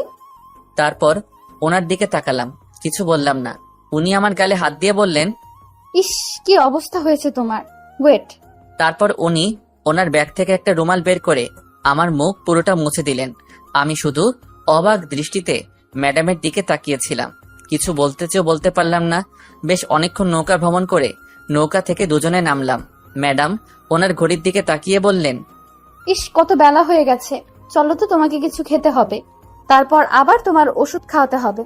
ম্যাডামকে জিজ্ঞেস করলাম, ওষুধ কোথায় পাবো? কোথায় পাবো মানে? তোমার ওষুধ তো আগে থেকে কিনে রাখা হয়েছে, কেন তুমি জানো না? তা জানি, কিন্তু ওগুলো আমাকে কিভাবে খাওয়াবেন? ওগুলো তো হোটেলে রাখা আছে। থুর বোকা, আমি আসার সময় ওষুধগুলো আমার সাথে করে নিয়ে এসেছি। চলো তো, তার আগে তোমাকে কিছু খাওয়াতে হবে। আমি নীরবতা বজায় রেখে শুধু ভাবলাম, নিজের বউ থাকলেও এতটা কেয়ার করতো না যতটা না ম্যাডাম আমার কেয়ার করছে। তারপর ম্যাডাম আমাকে একটা রেস্টুরেন্টে নিয়ে গেলেন। রেস্টুরেন্টটা দেখতে খুব সুন্দর, একটা রুমের মতো বক্স বক্স করে সাজানো, যে কেউ যে কোনো একটা বুকিং করে নিতে পারবে। ম্যাডাম 3 নাম্বার বক্সটা বুকিং করলেন। 2টি সুন্দর সোফা আর একটি টেবিল সুন্দর করে গোছানো। আমি এরকম রেস্টুরেন্টে এর আগে কখনো দেখিনি। অতঃপর একজন ওয়েটার আসলো আর মেনু কার্ড দিয়ে বলল, কি খাবেন ম্যাডাম? ম্যাডাম মেনু কার্ডটা আমার দিকে এগিয়ে দিয়ে বললেন, এই নাও, অর্ডার করো, কি খাবে বলো। আপনি যা ভালো মনে করেন তাই অর্ডার করেন। তারপর ম্যাডাম কার্ড দেখে অর্ডার করলো আর ওয়েটার চলে গেল। এই নাও, পানি খাও। তারপর ম্যাডামের হাত থেকে পানির গ্লাসটা নিয়ে পানি খেলাম। তারপর বললাম, ম্যাডাম আপনি আমার এত কেয়ার করেন কেন? কারণ তোমার এই অবস্থার জন্য তো আমি দায়ী, তাই। কেন আপনি দায়ী কেন? এটা তো আমার ভুল, আমার উচিত ছিল একটু সাবধানে চলার। আপনি এটার জন্য নিজেকে দোষী করছেন কেন? ম্যাডাম কিছু বলতে যাবে তার আগে ওয়েটার খাবার নিয়ে হাজির। তারপর ওয়েটার খাবার সার্ভ করে চলে গেল। এখন আর কোনো কথা নয়, তুমি হা করো, আমি তোমাকে খাইয়ে দিচ্ছি। আপনি খাবেন না? আমার এখনো খিদে পায়নি, তা না হলে তোমাকে রেখে আমি সব খাবার খেয়ে ফেলতাম, বুঝেছো? এখন চুপ করে খাবারটা খাও। মাথা নাড়ালাম। তারপর ম্যাডাম আমাকে খুব যত্ন সহকারে খাবার খাইয়ে দিলেন। তারপর উনি আমার মুখ মুছে দিলেন। তারপর একটা একটা করে সব ওষুধ খাইয়ে দিলেন। কি করব বলেন, শত হলেও ম্যাডাম তো, তাই সব আদেশ মানতে বাধ্য। তারপর আমরা স্যারদের ওইখানে গেলাম। তারপর একটা চেয়ারে বসে পড়লাম। আমি একা বসে আছি আর ম্যাডাম স্যারদের সাথে কথা বলেছেন। হঠাৎ মিমি আমার সামনে এলো আর বলল, এখন কেমন আছো তুমি? আগের থেকে বেটার। এখানে একা একা বসে আছো কেন? চলো ওই দিকটা থেকে ঘুরে আসি। না মিমি, আমি যেতে পারবো না। ম্যাডাম জানতে পারলে খুব বকা দিবে। প্লিজ তুমি এখন থেকে চলে যাও। মিমি আমার কথা শুনে কান্না করে দিল। মুহূর্তে মিমির ফর্সা মুখখানা লাল হয়ে গেল, অজর ধারায় কাঁদছে। আমি আর বসে থাকতে পারলাম না, উঠে দাঁড়ালাম। আরে আরে তুমি কাঁদো কেন? এই প্রথম আমি কাউকে মন থেকে ভালোবেসেছি আর সে আমাকে ঘৃণা করে। ওকে যেতে হবে না, আমি আর কোনোদিনও তোমার সামনে আসবো না। তুমি ভালো থেকো। আমি বুঝতে পারলাম মিমির এই মুহূর্তে আবেগটা কাজ করছে, তাই ও এমনটা বলছে। ঠিক তখনই ও চলে যেতে ধরবে। আমি ওর হাতটা টেনে ধরে বললাম, বলো কোথায় যাবে? কোথাও যেতে হবে না তোমার। এখন যদি আমার সাথে ঘুরতে না যাও তাহলে তোমার সাথে আর কোনো দিনও কথা বলবো না আমি। আচ্ছা চলো ওই দিকটাতে যাই। তারপর মিমি আমার হাত ধরে একটা বাগানের ধারে নিয়ে এলো। বাগানের মাঝে একটা দোলনা ছিল আর তার পাশে একটা সুন্দর বাড়ি ছিল। মনে হয় বাগানটি এই বাড়ির মালিকের। তারপর মিমি আর আমি সেই দোলনাটায় বসলাম। মিমি আমার হাত ধরে বলল, আচ্ছা জিসান, তুমি কি আমাকে সত্যি পছন্দ করো না? আমি কি দেখতে এতটাই খারাপ? মিমির এই কথার জবাব দেওয়ার জন্য আমি মোটেও প্রস্তুত ছিলাম না। থতমত খেয়ে গেলাম, কি বলবো কিছু বুঝতে পারছি না। এখন উল্টাপাল্টা কিছু বললে কান্না শুরু করে দিবে। আর না, তুমি দেখতে খুব সুন্দর, তোমাকে অপছন্দ করার কোনো কারণ নেই। এসব তোমার ভুল ধারণা। তাহলে কেন তুমি আমাকে ভালোবাসতে ভয় পাও বলো? ওই ম্যাডামের জন্য? তুমি দেখো আমি আপুকে বলে ওই ম্যাডামকে স্কুল থেকে বের করার ব্যবস্থা করছি, তবুও তুমি আমাকে এইভাবে এড়িয়ে চলো না। আমার খুব কষ্ট হয়। না, তুমি ম্যাডামকে কিছু করবে না। আর তুমি এমনিতেও কিছু করতে গেলে আমার অনেক বড় ক্ষতি হয়ে যাবে। ওনার কাছে তোমার চিঠি আর কিস করার ভিডিও আছে, কেউ জানতে পারলে সর্বনাশ হয়ে যাবে। আচ্ছা কিছু করব না। আর তুমি আমাকে এভাবে এড়িয়ে চলবে না বলো, তুমি আমাকে ভালোবাসবে। আসলে মিমি, আমি প্রেম ভালোবাসায় বিশ্বাসী নই। এগুলো আসলে টাইম পাস। মহান আল্লাহ যাকে আমার বউ বানাবে, আমার ভালোবাসা শুধু তার জন্যই থাকবে। মিমি মুখ ভেঙচি দিয়ে বলল, এই তো তোমার বউ তোমার সামনে বসে আছে, কই ভালোবাসো তো দেখি। তাই নাকি? এখন না, আগে বিয়ে হয়ে যাক তারপরে। আমি মনে মনে ভাবছি কোন দিকে যাব। আমার ওর সাথে কথা বলতে ভালো লাগে। আমি এই পিচ্চি মেয়েটির প্রতি ধীরে ধীরে আকৃষ্ট হয়ে পড়ছি। তার উপর আমার ক্রাশ, ম্যাডামের এত কেয়ার আমার প্রতি। আমি তো ম্যাডামের প্রতি ধীরে ধীরে দুর্বল হয়ে পড়ছি। হায় আল্লাহ, ভালোবাসার মানুষ দিলে, কিন্তু একসাথে দুটো কেন দিলে? দিলে এটাই দিতে তাকে ভালোবেসে বিয়ে করতাম। হঠাৎ মিমির ডাকে ধ্যান ভাঙলো আমার। হ্যাঁ, কি ভাবছো তুমি? কই কিছু না তো। আচ্ছা চলো বাড়ির ভেতরে যাই। অবাক হয়ে মিমির দিকে তাকিয়ে বললাম, বাড়ির ভিতরে কেন যাব? এটা তো অন্যের বাড়ি, আমরা এই বাড়িতে গিয়ে কি করব? মিমি একটা হাসি দিয়ে বলল, দূর পাগল, এটা আমার আব্বুর বাড়ি, তার মানে এটা আমার বাড়ি, অন্যের বাড়ি হতে যাবে কেন? কি বলছো? এটা তোমাদের বাড়ি হলো কি করে? তোমরা তো ঢাকাতে থেকো। আসলে আমার আব্বু একজন ভ্রমণ রসিক মানুষ, উনি যেখানেই যান সেখানেই নিজের নামে একটি বাড়ি তৈরি করে আসছেন, কারণ আব্বু পরে ঘুরতে এলে যেন হোটেলে থাকতে না হয়। বাহ, তোমার আব্বুর শখটা তো দারুণ। এখন চলো, বাড়ির ভেতরটা আরো বেশি সুন্দর করে সাজানো হয়েছে। আচ্ছা চলো। আমি আর মিমি যখন উঠে বাসার ভিতরে ঢুকবো তখন মিমি আমার হাত ধরে হাঁটা শুরু করলো। বেশ অবাক হয়ে তার দিকে তাকালাম। আমার তাকানো দেখে মিমি একটা মিষ্টি হাসি দিল। সাথে সাথে আমি মাথা ঘুরিয়ে নিলাম। মেয়েটা ছোট হলে কি হবে, ওর হাসিতে একটা জাদু আছে। এমনিতেও ছোট আর খাটো মেয়েরা কিউট হয় বেশি, আর বেশি চেদিও হয়। মিমি ঠিক তেমনই একটা মেয়ে। আমরা বাড়ির গেটের সামনে চলে এলাম। হঠাৎ পেছন থেকে পুলিশের গাড়ির আওয়াজ শোনা গেল। আমি আর মিমি থামলাম সেখানে। গাড়ি দুটি বাড়ির কিছু দূরে এসে থামলো। গাড়ি থেকে একটা অফিসার নামলেন। দেখতে বেশ একটা দানবের মতো। আমাদের দিকে আসতে লাগলো অফিসারটি। ভয়ে আমার পা থরথর করে কাঁপতে লাগলো। মনে হয় এই হালা আমাদের ধরতে আসছে আর টাকা চাইবে। টাকা দিতে না পারলে আমাদের থানায় নিয়ে যাবে। তখন লুঙ্গিতে যেমন জোরে বাতাস লাগলে পরনের লুঙ্গি উড়ে যায়, ঠিক তেমন আমারও আমার পরিবারের সম্মান উড়ে যাবে, ধুলোয় মিশে যাবে। যেটা ভয় পাচ্ছিলাম সেটাই হলো। পুলিশ অফিসারটা আমাদের সামনে এসে হাত করাটা দেখিয়ে বলল, you are under arrest mister Jisan Ahmed. ভয়ে আমার গলা শুকিয়ে গেল। ভয়ে ভয়ে বললাম, এসব কি বলছেন আপনি? আমাকে অ্যারেস্ট করবেন কোন অপরাধে? আমি কি অপরাধ করেছি? বিনা দোষে কাউকে অ্যারেস্ট করা তো অন্যায় স্যার। আর আমরা তো স্কুলে বন্ধু, এখানে একসাথে পিকনিক করতে এসেছি। প্লিজ স্যার, আমাদের অ্যারেস্ট করবেন না। আমি কোনো অন্যায় করিনি। তুমি অনেক বড় অন্যায় করেছো। তুমি আমার ভাগ্নিকে কাঁদিয়েছো, এর শাস্তি তোমাকে পেতেই হবে। চমকে গেলাম কিছুটা। ওনার কথা শুনে ভাবতে লাগলাম, ওনার ভাগ্নিটাই বা কে, আর আমি তাকে কখন কিভাবে কাঁদালাম। এর মধ্যেই মিমি বলে উঠল, মামা কি শুরু করেছে এসব? দেখো তোমার জন্য ছেলেটা কত ভয় পেয়েছে। মিমির কথা শুনে আরো বেশি চমকে গেলাম। বিস্ময়ের দৃষ্টিতে মিমির দিকে তাকিয়ে বললাম, উনি তোমার মামা? উনি হলেন আমার মামা, এই কোয়ার্টার থানার পুলিশ অফিসার। আমি এখানে আসবো বলে মামা আমার সাথে দেখা করার জন্য এসেছে, আর আমি তোমার সম্পর্কে মামাকে সব বলেছি। পুলিশালা কইতাছে, থুকু, এখন তো আঙ্কেল বলে ডাকতে হবে। আরে বাবা, ভয় পেয়েছো নাকি? ভয় পাওয়ার কিছু নেই, আমি আসলে সবার সাথে একটু মজা করে থাকি। জি বুঝলাম। এর মধ্যেই মিমি বলল, মামা আবার কখন আসবে? জানি না, যখন আসবো তখন ফোন দিয়ে জানিয়ে দেবো। আচ্ছা। তারপর অফিসারটি চলে গেলেন। আমি আর মিমি বাড়ির ভিতরে গেলাম। আমার হাতটা একটু ব্যথা ব্যথা লাগছে আর মাথাটাও কেমন জানি ঘুরছে। তাই আমি মিমিকে বললাম, মিমি চলো স্যারদের ওইখানে চলে যাই, আমার ভালো লাগছে না এখানে। কেন? তোমার আবার এখানে কি হলো? কিছু না, আমার শরীরটা কেমন জানি ব্যথা ব্যথা করছে আর আমার ওষুধ খাবারও সময় হয়ে গেছে, তাই যেতে হবে। আর একটু থাকো, ওখানে গেলে ম্যাডাম তোমার সাথে আমাকে কথা বলতে দেয় না, জানোই তো। অবশেষে মিমির জোরাজোরির কারণে ওর সাথে আরো কিছু সময় থাকার জন্য রাজি হলাম। তারপর বাসাটা ঘুরে দেখলাম অনেক সুন্দর। তারপর চলে এলাম স্যার ম্যাডামদের ওইখানে। আমাকে আর মিমিকে ম্যাডাম একসাথে দেখে ফেলেছে। আমি বেশ বুঝতে পারছি ম্যাডাম বেশ রেগে আছে। রাগের মাথায় যে কোনো কিছু করে ফেলতে পারে, তাই আমি সুযোগ বুঝে হোটেলে চলে এলাম। কিন্তু ধরা পড়ে গেলাম ম্যাডামের কাছে। আমি যখন হোটেলে আসছিলাম তখন ম্যাডাম আমার পিছু পিছু আসছিল। আমি রুমে ঢুকলাম আর কিছুক্ষণ পর কলিং বেলটা বাজাতে লাগলাম। আমি জানি এটা ম্যাডাম, তাই ভাবছি দরজাটা আজকে বন্ধ রাখবো, খুলবো না। ভিতরে এসে আমার ঘ্যানর ঘ্যানর করবে, কিন্তু ম্যাডাম এক নাগাড়ে বেল বাজিয়েই যাচ্ছেন, তাই বাধ্য হয়ে দরজাটা খুলে দিলাম।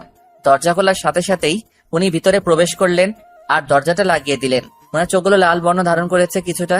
আমি ম্যাডামকে জিজ্ঞেস করলাম, কি হয়েছে ম্যাডাম? ম্যাডাম আমার কলার টেনে ধরে বলল, ওই কি হয়েছে মানে?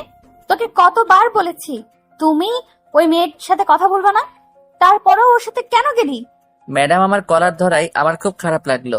যে যাই করুক না কেন, কেউ যদি আমার কলার ধরে তো আমার মেজাজ ঠিক থাকে না। তাই ম্যাডামের কাছ থেকে এক ঝটকায় কলার ছাড়িয়ে নিলাম আর আমি বললাম ইচ্ছে হয়েছে তাই গেছি, তাতে আপনার কি? আপনি বলার কে? আমি কার সাথে যাব বা না যাব? আমি কে মানে? তো সাহস তো কম না আমার সাথে এইভাবে কথা বলিস? দাঁড়া, আজকে তোর আব্বুকে সব বলে দেব। যান গিয়ে বলেন কি হবে আর, বড়জোর 2টো থাপ্পড় খেতে হবে আর স্কুলে আসা বন্ধ হয়ে যাবে, ভালোই হবে। অন্তত রোজ রোজ একটা জিনিস নিয়ে ভয় পেতে হবে না। শুধু ভদ্রতার খাতিরে এই কয়দিন আপনার কথা মতো চলেছি, তা না হলে আপনি কেন আপনার পুরো গোষ্ঠী মিলেও আমার কিছু করতে পারবে না। ম্যাডাম এবার চুপ করে গেলেন, চোখের কোণে পানি চিকচিক করছে, যে কোনো সময় সেগুলো ঝরে পড়তে পারে ম্যাডামের। ম্যাডাম মুখ ঘুরিয়ে নিজের চোখের জল মুছে নিলেন আর বললেন, আচ্ছা, তুই কি ওই মেয়েকে সত্যি ভালোবাসিস? আমি মিমিকে ভালোবাসি আর মিমিও আমাকে ভালোবাসে, তাতে আপনার কোনো সমস্যা? আর আমি বুঝি না আপনি কেন আমার পিছু পড়ে আছেন। বুঝতে হবে না। ম্যাডাম কাঁদতে কাঁদতে রুম থেকে চলে গেল। ওনার কান্নার আওয়াজ আমার সকল রাগ ভাঙিয়ে দিল। না, ম্যাডামের সাথে আমার এইভাবে কথা বলা উচিত হয়নি, কিন্তু আমি বুঝতে পারি না ম্যাডাম এমন কেন। আমি তো মিমিকে ভালোবাসি না, আমি তো ওর সাথে কথাই বলতে যাই না, তারপরেও যে কেন রাগ করে, আর যত রাগ সব আমার উপর। তারপর আর কিছু না ভেবে ফ্রেশ হয়ে চলে এলাম। স্যার ম্যাডামদের ওইখানে সবাই খুব মজা করছে, কেউ গান বাজনা করছে তো কেউ খেলাধুলা করছে। পিকনিকটা সবাই উপভোগ করছে, শুধু আমি বাদে। মিমি দেখি গান গাইছে, আমাকে দেখে একটা মুচকি হাসি দিল। আমি কিছু না বলে একটা চেয়ারে বসে পড়লাম। এবার সবাইকে খাবার দেওয়া হচ্ছে, সবাই খেতে বসেছে আর আমিও। মিমি তার চেয়ার থেকে উঠে আমার পাশে বসলো। আমি তেমন কিছু মনে করিনি, জানি মেয়েটার আমার প্রতি একটা আকর্ষণ কাজ করছে। কিছুদিন পর এটা এমনি ঠিক হয়ে যাবে, যখন দেখবে আমার কাছ থেকে ও সামান্যতম গুরুত্ব পায় না, আমি ওকে ভালোবাসি না। যখন সে এটা বুঝতে পারবে তখন সে নিজে থেকেই আমার থেকে দূরে সরে যাবে। তাই কিছু না মনে করে খাওয়ায় মনোযোগ দিলাম। তারপর স্যার ম্যাডামদের ওইখান থেকে শোনা যাচ্ছে যে আমাদের মধ্যে কেউ একজন অনুপস্থিত। পরে তাদের কথা শুনে বুঝতে পারি বোরখাওয়ালি ম্যাডাম আমাদের সাথে নেই। সবাই ম্যাডামকে খুঁজছে, ফোন করছে, কিন্তু ফোন বন্ধ। আমার আর বুঝতে বাকি রইল না যে ম্যাডাম আমার উপর রাগ করে কোথাও চলে গেছে। আমি খাবার ছেড়ে উঠে পড়লাম। মিমি সেটা দেখে আমার হাত ধরে বলল, এই কোথায় যাচ্ছ? একটু বসে বলছি। ভালোই হয়েছে, ম্যাডাম চলে গেছে, আপদ বিদায় হয়েছে। মিমির কথায় আমি নিজের রাগকে কন্ট্রোল করতে পারলাম না। সবার সামনে ওকে কিছু বলতে চাই না, তাই এক ঝটকায় আমার হাতটা ছাড়িয়ে নিয়ে চলে এলাম। মিমি অবাক দৃষ্টিতে আমার দিকে তাকিয়েছিল। আমি চলে এলাম সেখান থেকে, কারণ আমি জানি ম্যাডাম এখন কোথায় থাকতে পারে। হয়তো লেকের পাড়ে আছে। ম্যাডাম আমাকে বলেছিল যখন তার মন খারাপ থাকে তখন তিনি লেকের পাড়ে বসে থাকেন, নয়তো ছাদে। তাই আমি দেরি না করে চলে এলাম লেকের ধারে। যা ভেবেছিলাম ঠিক তাই, ম্যাডাম ওখানেই আছে। একটু স্বস্তির নিঃশ্বাস ফেললাম। অন্ধকারে কালো বোরকা পরা মেয়েদের দেখতে পারা খুব মুশকিল, কিন্তু চাঁদের আলোয় লেকের পাড়টা পুরো আলোকিত হয়ে আছে, তাই চিনতে সমস্যা হলো না। আর তাছাড়া এত রাতে ম্যাডামকে ছাড়া অন্য কাউকে দেখছি বলে মনে হয় না। আমি ধীর পায়ে ম্যাডামের সামনে গেলাম। বুঝতে পারছি ম্যাডাম এখনো কাঁদছে, তাই দেখে নিজেকে অপরাধী মনে হচ্ছে। আমার জন্য কেউ শুধু শুধু কাঁদুক, আমি তা কি করে হতে দেই। ম্যাডাম তার ফোনটা বের করলেন, উকি মেরে দেখলাম ওনার ওয়ালপেপারে আমার ছবি সেট করা। আমি অবাক হলাম, কারণ এই ছবি 7 মাস আগের তোলা। এটা উনি কই পেলেন? চিন্তায় পড়ে গেলাম। ওনার সাথে আমার পরিচয় মাত্র কিছুদিনের, কিন্তু ওনার কাছে আমার এই পিক কিভাবে এলো? না, আর কিছু ভাবতে পারছি না, এমনিতেও মাথা হারিয়ে ফেলতে পারি। তারপর ম্যাডামের কণ্ঠ শুনে ভাবনার জগৎ থেকে বাস্তবে ফিরে এলাম। ম্যাডাম আমার পিকটা সামনে রেখে কেঁদে কেঁদে বলছে, আমাকে এত কষ্ট দিচ্ছ তো? দাঁড়াও, একবার বিয়েটা হয়ে যাক, সব সুদে আসলে তুলে নিব। আমাকে কষ্ট দিতে তোমার খুব ভালো লাগে, তাই না? যখন থাকবো না তখন তুমি বুঝবে আমি তোমার জীবনে কি ছিলাম। হঠাৎ করে ম্যাডাম ওনার মোবাইলে সেভ করা আমার ছবিটায় একটা চুমু খেলেন আর বললেন, খুব ভালোবাসি তোমায়, যত কষ্টই দাও না কেন, জীবনের শেষ নিঃশ্বাস পর্যন্ত তোমাকেই ভালোবেসে যাব। কথাটা শোনার পর আমার মনের ভিতর একটা উত্তেজনার ঢেউ সৃষ্টি হলো। আর সেটা হলো, কেই ম্যাডাম, আর আমাকেই বা চিনে কিভাবে? নিজের জীবনে থেকে কেউ আমাকে এতটা ভালোবাসে, অথচ এই বিষয়টি আমার অজানা ছিল। কিন্তু ম্যাডামের সাথে আগে কখনো দেখা করছি বলে মনে হয় না। কিন্তু উনি কে? এই প্রশ্নটা আমার মনের মধ্যে। যতক্ষণ না এর উত্তর পাবো ততক্ষণ আমি শান্তি পাবো না। তবে এই প্রশ্নগুলোর জবাব শুধু ম্যাডাম নিজেই দিতে পারে। তাই আর কিছু না ভেবে পিছন থেকে ম্যাডামের কাঁধে হাত দিলাম। হাত রাখতেই ম্যাডাম কিছুটা আটকে উঠল। পেছনে ঘুরতেই আমাকে দেখতে পেল। উঠে দাঁড়ালেন উনি। চাঁদের আলো ওনার মুখে পড়ায় ওনার চোখের কোণে জমে থাকা পানি চিকচিক করছে। তা দেখে কিছু বলার মতো শক্তি হারিয়ে ফেললাম। ম্যাডাম নির্বাক মূর্তির মতো দাঁড়িয়ে আছেন। হঠাৎ আমার মাথায় প্রচন্ড ব্যথা অনুভব করতে লাগলাম। তা সহ্য করে ম্যাডামকে বললাম, এখানে কি করছেন ম্যাডাম? এমন ভাবে বললাম যেন ম্যাডাম বুঝতে না পারে যে আমি তার কথা সব শুনে ফেলেছি। কিছু না বলে হু হু করে কেঁদে দিল, আর সেই সাথে আমাকে খুব শক্ত করে জড়িয়ে ধরে কান্না করতে লাগলেন। কি হলো, হঠাৎ এমন করছেন কেন? আমিও ম্যাডামকে আলতো করে জড়িয়ে ধরলাম। কিছু বলার মতো সাহস পাচ্ছি না। ম্যাডাম এখনো আমাকে জড়িয়ে ধরে আছে। উনিও কিছু বলছেন না, চুপ করে আছে। কি করব আমি বুঝতে পারছি না। লেকের ধারে ঠান্ডা বাতাস বইতে লাগলো। এতে আমার শরীর আরো বেশি ঠান্ডা হয়ে গেল। এমনিতেই আমার শরীরে জ্বরটা আরো বেশি হয়ে যাচ্ছে।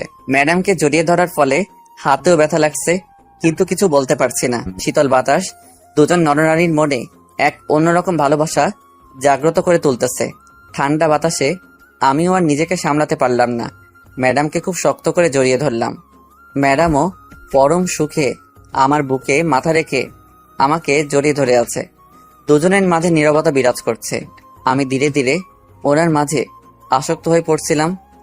হঠাৎ আবার আমার মাথায় প্রচন্ড রকমের ব্যথা শুরু হলো। এবার আমি নিজেকে সামলাতে পারলাম না।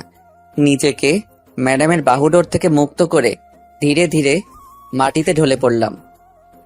যখন মাটিতে পুরো শুয়ে পড়লাম তখন আমি সম্পূর্ণ জ্ঞান হারাইনি। ম্যাডামের কান্নার আওয়াজ আরো দ্বিগুণ বেড়ে গেল আর বলতে লাগলো, জিসান, এই জিসান, তোমার কি হয়েছে? কথা বলছো না কেন? কথা বলো প্লিজ। হু হু করে কেঁদে দিল ম্যাডাম। তারপর আমার আর কিছু মনে নেই, জ্ঞান হারিয়ে ফেললাম। যখন আমার জ্ঞান ফিরল তখন নিজেকে একটা হোটেল আবিষ্কার করলাম। আশেপাশে কেউ নেই। দেয়াল ঘড়ির দিকে তাকালাম, দেখি 2টা বাজে। মাথায় এখন একটু চিনচিন ব্যথা অনুভব করছি। বিছানা থেকে উঠতে যাব তখনই মনে হলো কেউ আমার পা জড়িয়ে ধরে রেখেছে। আধা শোয়া হয়ে তাকিয়ে দেখি ম্যাডাম আমার পা জড়িয়ে ধরে ঘুমিয়ে আছেন। তা দেখে আমার মনে পড়লো কিছুক্ষণ আগের ঘটনা। যখন আমি জ্ঞান হারিয়েছিলাম তখন ম্যাডাম খুব কষ্টে ছিলেন, হয়তো কাঁদতে কাঁদতে ঘুমিয়ে পড়েছেন।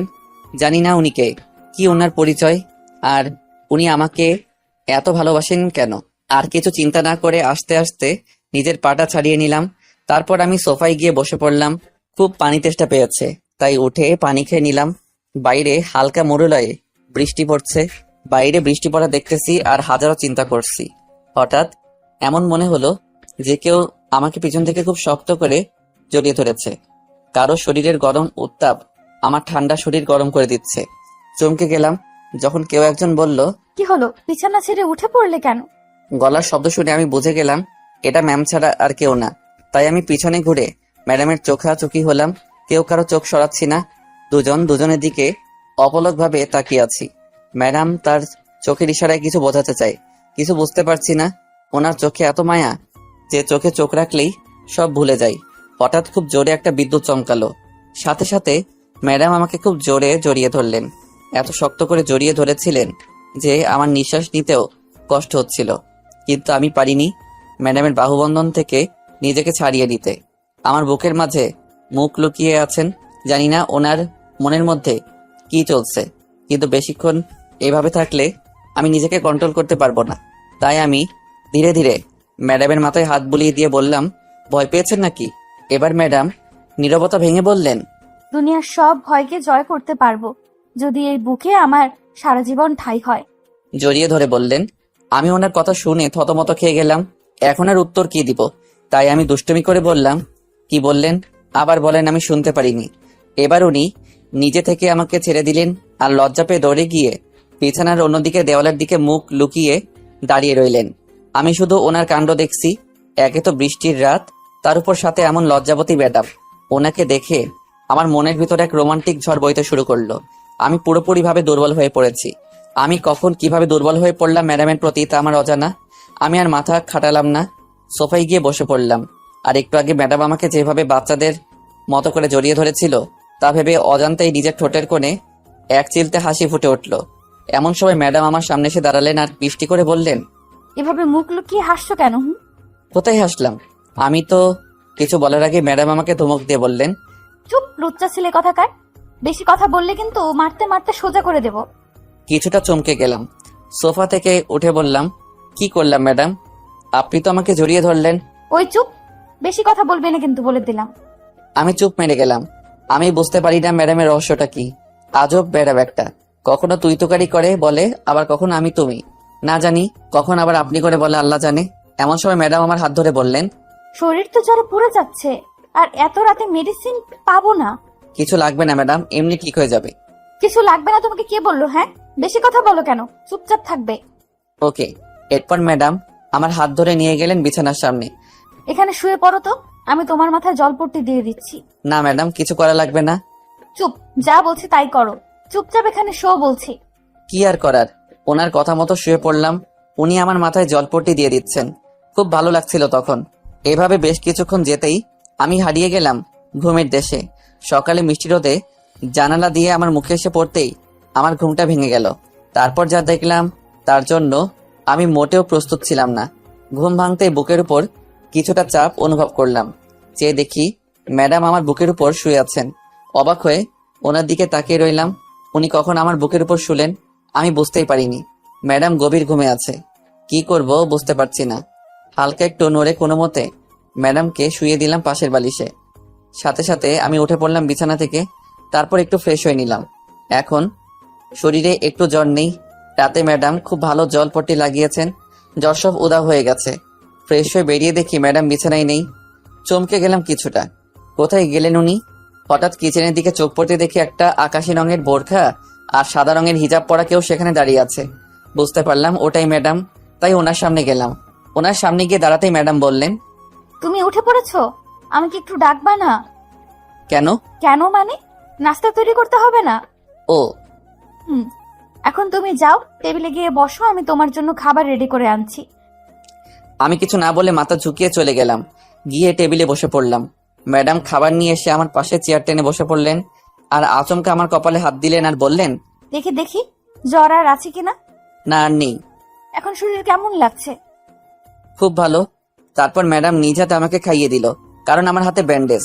তারপর খাওয়া দাওয়া শেষে ম্যাডাম আমাকে বললেন, এই শোনো, আজকে তোমার জন্য একটা সারপ্রাইজ আছে। আজকে সারা দিন তুমি আমার সাথে থাকো, কোথাও যাবে না বলে দিলাম। সারপ্রাইজ কি? সেটা পরেই জানতে পারবে। আর আজকে তোমাকে ডাক্তারের কাছে নিয়ে যেতে হবে, বুঝেছো? তারপর আর কোনো কথা বললাম না। তারপর আমি আর ম্যাডাম স্যারদের ওইখানে গেলাম। গিয়ে দেখি সবাই নাস্তা করছে। যতটুকু জানতে পারলাম আজকে নাকি এখানে শেষ দিন। আগামীকাল সবাই চলে যাব এখান থেকে। যাক, ভালোই হবে, কারণ এই পিকনিকটা আমার জন্য তেমন একটা আনন্দের হলো না। কিছুক্ষণ পর মিমি আমার সামনে এসে দাঁড়ালো। আজকে মিমির চেহারায় অন্যরকম একটা আনন্দের ছাপ দেখা যাচ্ছে, কিন্তু কেন তা আমার অজানা। আর মিমি হেসে এসে আমাকে জিজ্ঞেস করলো, এই তুমি ব্রেকফাস্ট করছো? এইমাত্র করে এলাম। ভালো করছো। আচ্ছা, আমরা যে কালকে এখান থেকে চলে যাচ্ছি, তুমি কি তা জানো? হ্যাঁ, এই সবেমাত্র জানতে পারলাম। ভালো, আমি তোমার জন্য সারপ্রাইজ গিফট রাখছি। চুপ করে রইলাম। ভাবছি আজকে কি কোনো স্পেশাল দিন না নাকি, যার সাথে কথা বলছি সে আমার জন্য সারপ্রাইজ রাখে। এমন সময় মিমি বলল, এই কি হলো, কি ভাবছো? কিছু না। কি সারপ্রাইজ সেটা দেখাও তো। সেটা এখানে নয়, ঢাকাতে গিয়ে দেব। ও আচ্ছা। আর কথা বাড়ালাম না, কারণ মিমির সাথে কথা বললে অন্যরকম একটা ফিলিংস জাগে। পিচ্চি মেয়েটি কবে জানি আমাকে তার ফাঁদে ফেলে কে জানে। হঠাৎ কে জানি আমার বাম হাতটা ধরে ঘুরিয়ে আমাকে ঠাস করে একটা চড় মারলো। খুব জোরেই চড়টা মেরেছে। চিনচিন ব্যথা করছে। সামনের দিকে তাকিয়ে দেখি ম্যাডাম রাগী লুক নিয়ে তাকিয়ে আছেন। এখন আমি বুঝতে পেরেছি ম্যাডাম আমাকে এত কেন মারে। মিমির সাথে কথা বললে ওনার ভয় হয়। যদি আমি মিমির প্রেমে পড়ে যাই, এই ভয়ের জন্যই বুঝি ম্যাডাম আমাকে মিমির সাথে কথা বলতে বারবার বাধা দেয়। আমি মিমির দিকে তাকিয়ে দেখি সে মাথা নিচু করে আছে। ম্যাডামের চোখে চোখ পড়তেই আমি মাথা নামিয়ে ফেলি, কারণ উনি খুব রেগে আছে। তা আমি দেখলেই বুঝতে পারি এখানে বেশিক্ষণ থাকলে মান সম্মান নিয়ে টানাটানি পড়তে পারে। তাই আমি ম্যাডামকে কিছু বলতে যাচ্ছিলাম, তার আগে ম্যাডাম আমার হাত ধরে বলল, চলো। আমি ভয়ে ভয়ে বললাম, কোথায়? ম্যাডাম কিছু না বলে আমার দিকে তাকিয়েছিলেন। এতেই আমার ভয়ে জান যায় যায় অবস্থা। ম্যাডাম আমার হাত ধরে টানতে টানতে মিমির সামনে থেকে নিয়ে এলেন একটা গাছের আড়ালে। ম্যাডাম আমাকে গাছের সাথে ধাক্কা দিয়ে লাগিয়ে দিলেন। ভয়ে আমার হাত পা কাঁপাকাঁপি শুরু হয়ে গেল। না জানি এখন আবার কি করে আমতা আমতা করছিলাম। হঠাৎ করেই ম্যাডাম আমার গালে একটা চুমু বসিয়ে দিলেন। আমি থ মেরে গেলাম। উনি আমার দিকে এক নজরে তাকিয়েছিলেন, আর আমি ওনার দিকে লজ্জায় তাকাতে পারছিলাম না। যদি কেউ দেখে তাহলে আমার 12টা বাজিয়ে ফেলতো। ম্যাডামের তো মেয়ে মানুষ, আমাকে ফাঁসিয়ে দিতে পারে, কারণ এখানে মানুষ মেয়েদের বেশি বিশ্বাস করে। ম্যাডাম দেখি এখন আমার দিকে এক নজরে তাকিয়ে আছে। তাই আমি বললাম, এটা করলেন কেন ম্যাডাম? এমনি করেছি, তোমার কোনো প্রবলেম? কালটা আমার, আর আপনি কিস করবেন বিনা অনুমতিতে? প্রবলেম তো হবারই কথা। এই কুত্তা, কি বললি? তোর কাছে অনুমতি নিতে হবে? থাপ্পড় দিয়ে তোর সব দাঁত ফালাই দিমু। কি রে, চুপ করে আছিস যে? কি বলবো, কিছু বলতে গেলে তো মারেন খালি। তোর কিছু বলতে হবে না, চল আমার সাথে। ডাক্তারের কাছে যেতে হবে তোর চেক আপ করানোর জন্য। আচ্ছা চলেন। তারপর আমি আর ম্যাডাম রিক্সাতে বসলাম। ম্যাডাম আমার গা ঘেঁষে বসলেন আর আমার হাত ধরে কাঁধে মাথা রেখে বসে রইলেন।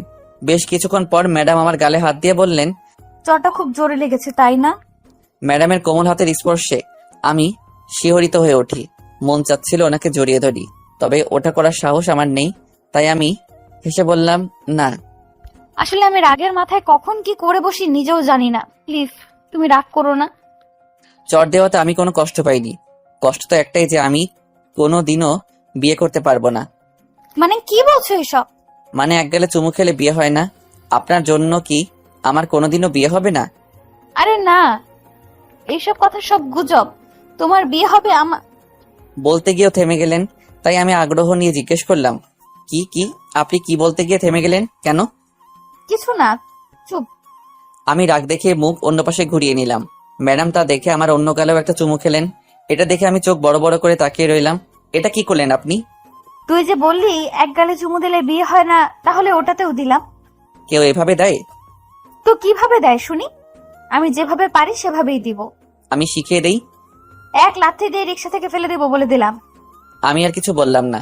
একটু পর রিক্সা থেকে নেমে ডাক্তারের কাছে গেলাম। ডাক্তার আমার হাতের ব্যান্ডেজ খুলে দিয়েছে, আর আমার নাকি কোনো প্রবলেম হবে না, আমি আগের মতো সবকিছু করতে পারবো। তারপর ডাক্তারের ওখান থেকে বেরিয়ে ফুটপাত দিয়ে হাঁটছি। আমি ম্যাডামকে জিজ্ঞেস করলাম, এবার কোথায় যাবেন? আমার এক বান্ধবীর বাসায়। আমি কোনো আপত্তি করলাম না। তারপর ম্যাডাম আর আমি নানান বিষয় নিয়ে কথা বলছি।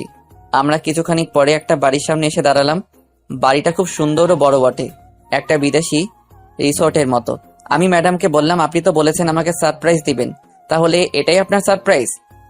দূর বোকা, এটা তো আমার বান্ধবীর বাড়ি, সারপ্রাইজ তাকে রাতে দিব। ও আচ্ছা। চলো ভেতরে যাই। তারপর ভিতরে চলে গেলাম। ভিতরে গিয়ে আমার তো টাসকি খাওয়ার মতো অবস্থা। এখানে এত ছেলে আর মেয়ে কি করছে? সবার পরনে শার্ট আর প্যান্ট, কেউ কেউ দামি দামি কোট পরেছে, সবার হাতে জুস আর আজে বাজে পানীয় জিনিস। তা সাধারণত আজকালকার ছেলেদের হাতে নাইট ক্লাবে দেখা যায়। হঠাৎ করে একটি মেয়ে আমাদের দিকে দৌড়ে আসছে, পরনে তার গোলাপি রঙের লেহেঙ্গা, দেখতে রাজকন্যার মতো। সে আমাদের সামনে আসলো আর আমার গাল টেনে ধরে বলল, ওয়াও সুইট তুলা ভাই। কথাটা শোনার পর সাথে সাথে চমকে উঠলাম। আকাশ থেকে পড়লাম মনে হয়। অবাক দৃষ্টিতে তার দিকে তাকিয়ে রইলাম। কি বলছে মেয়েটা? আমি নাকি তার দুলাভাই? মনে হয় মেয়েটির মাথায় সমস্যা আছে। ম্যাডামের দিকে একটু তাকিয়ে বুঝতে পারলাম ম্যাডাম মেয়েটাকে চোখের ইশারায় কি জানি বলছে। কিছু বুঝতে পারলাম না। তার আগে মেয়েটি আবার বলল, আপু তুই ছেলেটাকে কোথায় পেলি রে? ইস, তোর আগে যদি আমার সাথে দেখা হতো তাহলে আমি নিজেই লাইন মারতাম। ইস, কি সুইট দেখতে রে। কথাটা শুনে বুঝতে পারলাম ম্যাডামের ছোট বোন হয়তো। ছোট হলে কি হবে, একেবারে পাকা বুড়ি একটা। নিজেকে কেমন জানি হিরো হিরো মনে হতে লাগলো। এই প্রথম কোনো মেয়ে আমাকে সুইট বলল। জানি না সত্যি কথা বলছে নাকি পাম মারছে। এসব ভেবে নিজের অজান্তেই আমার মুখে হাসি ফুটে উঠল। হাসি থামিয়ে যেই মেয়েটিকে কিছু বলতে যাব ঠিক তখনই মাঝখান থেকে ম্যাডাম বললেন, তুই চুপ থাকবি, বেশি পাকা হয়ে গেছিস তাই না? দাঁড়া, তোর আপুর কাছে নালিশ করব তোর নামে। কোথায় তোর আপু? ওকে দেখতে পাচ্ছি না যে। আপু এখন রুমে আছে, রেডি হচ্ছে, যাও সেখানে। আমি ততক্ষণে দুলাভাইয়ের সাথে আলাপ করি। আচ্ছা কর। জিসান আসুক, ভেতরে আসো। মাথা নাড়ালাম। কি হচ্ছে এসব আমার সাথে? আমি কিছুই বুঝতে পারছি না। তার মধ্যে মেয়েটি আবার বলল, আসেন দুলাভাই আসেন, ভেতরে আসেন। কথাটা বলতে বলতে আমার হাত ধরে বসলো। আমি কিছু বললাম না, পিচি মেয়ে তো তাই। ম্যাডামকে দেখলাম সিঁড়ি বেয়ে উপরে যেতে যেতে যেতে বেশ কয়েকবার আমার দিকে তাকাচ্ছিল, কিন্তু আমি তেমন ঠিকভাবে তাকাইনি। অতঃপর মেয়েটি আমাকে একটি সোফা এনে বসালো আর বক বক করতে লাগলো। আমি এখনো বুঝে উঠতে পারলাম না মেয়েটি ম্যাডামের কি হয়। এমন সময় মেয়েটি বলল, আচ্ছা দুলাভাই, আপুর সাথে তোমার কোথায় দেখা হয়েছিল আর কিভাবে পরিচয় হয়েছিল বলো না প্লিজ প্লিজ। কথাটা শুনে হেসে উঠলাম। আমি তো ম্যাডামকে ঠিক করে দেখতেই পারলাম না, তো কিভাবে বলবো। তাই আমি তাকে বললাম, তোমার আপুর সাথে আমার প্রথম দেখা হয় স্কুলে, আর সেখান থেকে পরিচয়। তার মানে ছোটকাল থেকে তোমাদের এইসব চলছে? এসব মানে? এই যে লুকিয়ে লুকিয়ে সবার চোখ ফাঁকি দিয়ে লুতুপুতে প্রেম করছো? আমি বুঝতে পারলাম মেয়েটি একটু বেশি বোঝে, তাই মাথা নাড়িয়ে হ্যাঁ বললাম। কথা বলতে বলতে জানতে পারলাম ম্যাডাম ওর বোনের খুব ভালো বন্ধু, আর আজকেই ওর আপুর জন্মদিন, তাই বাড়িতে এত মানুষ। কিছুক্ষণ পর ম্যাডাম এলেন, সাথে একটা মেয়েও আছে। মেয়েটি সাদা ড্রেস পরেছিল, দেখতে একদম সাদা পরীর মতো। দেখতে দেখতে সন্ধ্যা ঘনিয়ে এলো। তারপর কেক কাটা হলো। ম্যাডাম তার বান্ধবীর সাথে কথা বলছে। আমি জানি না ওরা কি বলছে, আমি ওদের থেকে দূরে দাঁড়িয়েছিলাম, তাই ওদের কথা শুনতে পাইনি। অবশেষে ম্যাডাম ও তার বান্ধবী আমার সামনে এলো। মেয়েটির চোখে মুখে কেমন একটা আপসেট আপসেট ভাব দেখা যাচ্ছে। বুঝতে পারলাম ম্যাডাম এখন চলে যাবে, তাই ম্যাডামের বান্ধবীর নাম রিয়া। রিয়া আমাকে বলল, এই যে মিস্টার জিশান সাহেব, আমার বান্ধবী কিন্তু আপনাকে চোখে হারায়। ওকে একদম কষ্ট দিবেন না। যদি কখনো শুনে ওকে কষ্ট দিয়েছেন তো আপনার কপালে খারাপই আছে, এই বললাম। আমি মাথা নাড়িয়ে হ্যাঁ বললাম, কারণ আমিও যে ম্যাডামকে ভালোবেসে ফেলেছি, আর আমি জানি ম্যাডামও আমাকে ভালোবাসে, তাই আমাকে অন্য মেয়েদের সাথে কথা বললে সহ্য করতে পারে না। তারপর ম্যাডাম আর আমি বিদায় নিলাম সেখান থেকে। ম্যাডাম কিছুটা চুপচাপ রয়েছেন, হয়তো এতদিন পর ওর বান্ধবীর সাথে দেখা হলো, আর ছেড়ে যেতে একটু কষ্ট তো হবেই। ম্যাডামের এই নীরবতা আমি একদম সহ্য করতে পারছিলাম না, তাই ম্যাডামকে খুশি করার জন্য কথা বলতে লাগলাম। আচ্ছা ম্যাডাম, এখন আমরা কোথায় যাচ্ছি? নদীর পাড়ে। কেন ম্যাডাম, সেখানে গিয়ে কি করবেন? আছে, যাই, তারপর দেখতে পাবে। আর জানো, রিয়া আর আমি দুজন নদীর পাড়ে খুব ঘোরাঘুরি করতাম। আজ 3 মাস পর রিয়ার সাথে দেখা। আমি বুঝতে পারলাম ম্যাডামের মনের অবস্থা ভালো নয়, হয়তো নদীর পাড়ে গেলে মন ভালো হবে। হঠাৎ করে মনে পড়লো ম্যাডাম সেই সারপ্রাইজের কথা, কিন্তু কখন দেবেন? ম্যাডাম কি ওনার সারপ্রাইজটার কথা ভুলে গেছেন নাকি? ওনাকে কি মনে করিয়ে দিব কথাটা? না না, এখন না। তাই চুপচাপ ওনার পাশে হাঁটতে লাগলাম। কিছুক্ষণ পরে খুব বড় সুন্দর নদীর পাড়ে এলাম। নদীর পানিতে চাঁদের আলো পড়ে ছলছল করছে। তারপর আমি আর ম্যাডাম নদীর পাশে বসে পড়লাম।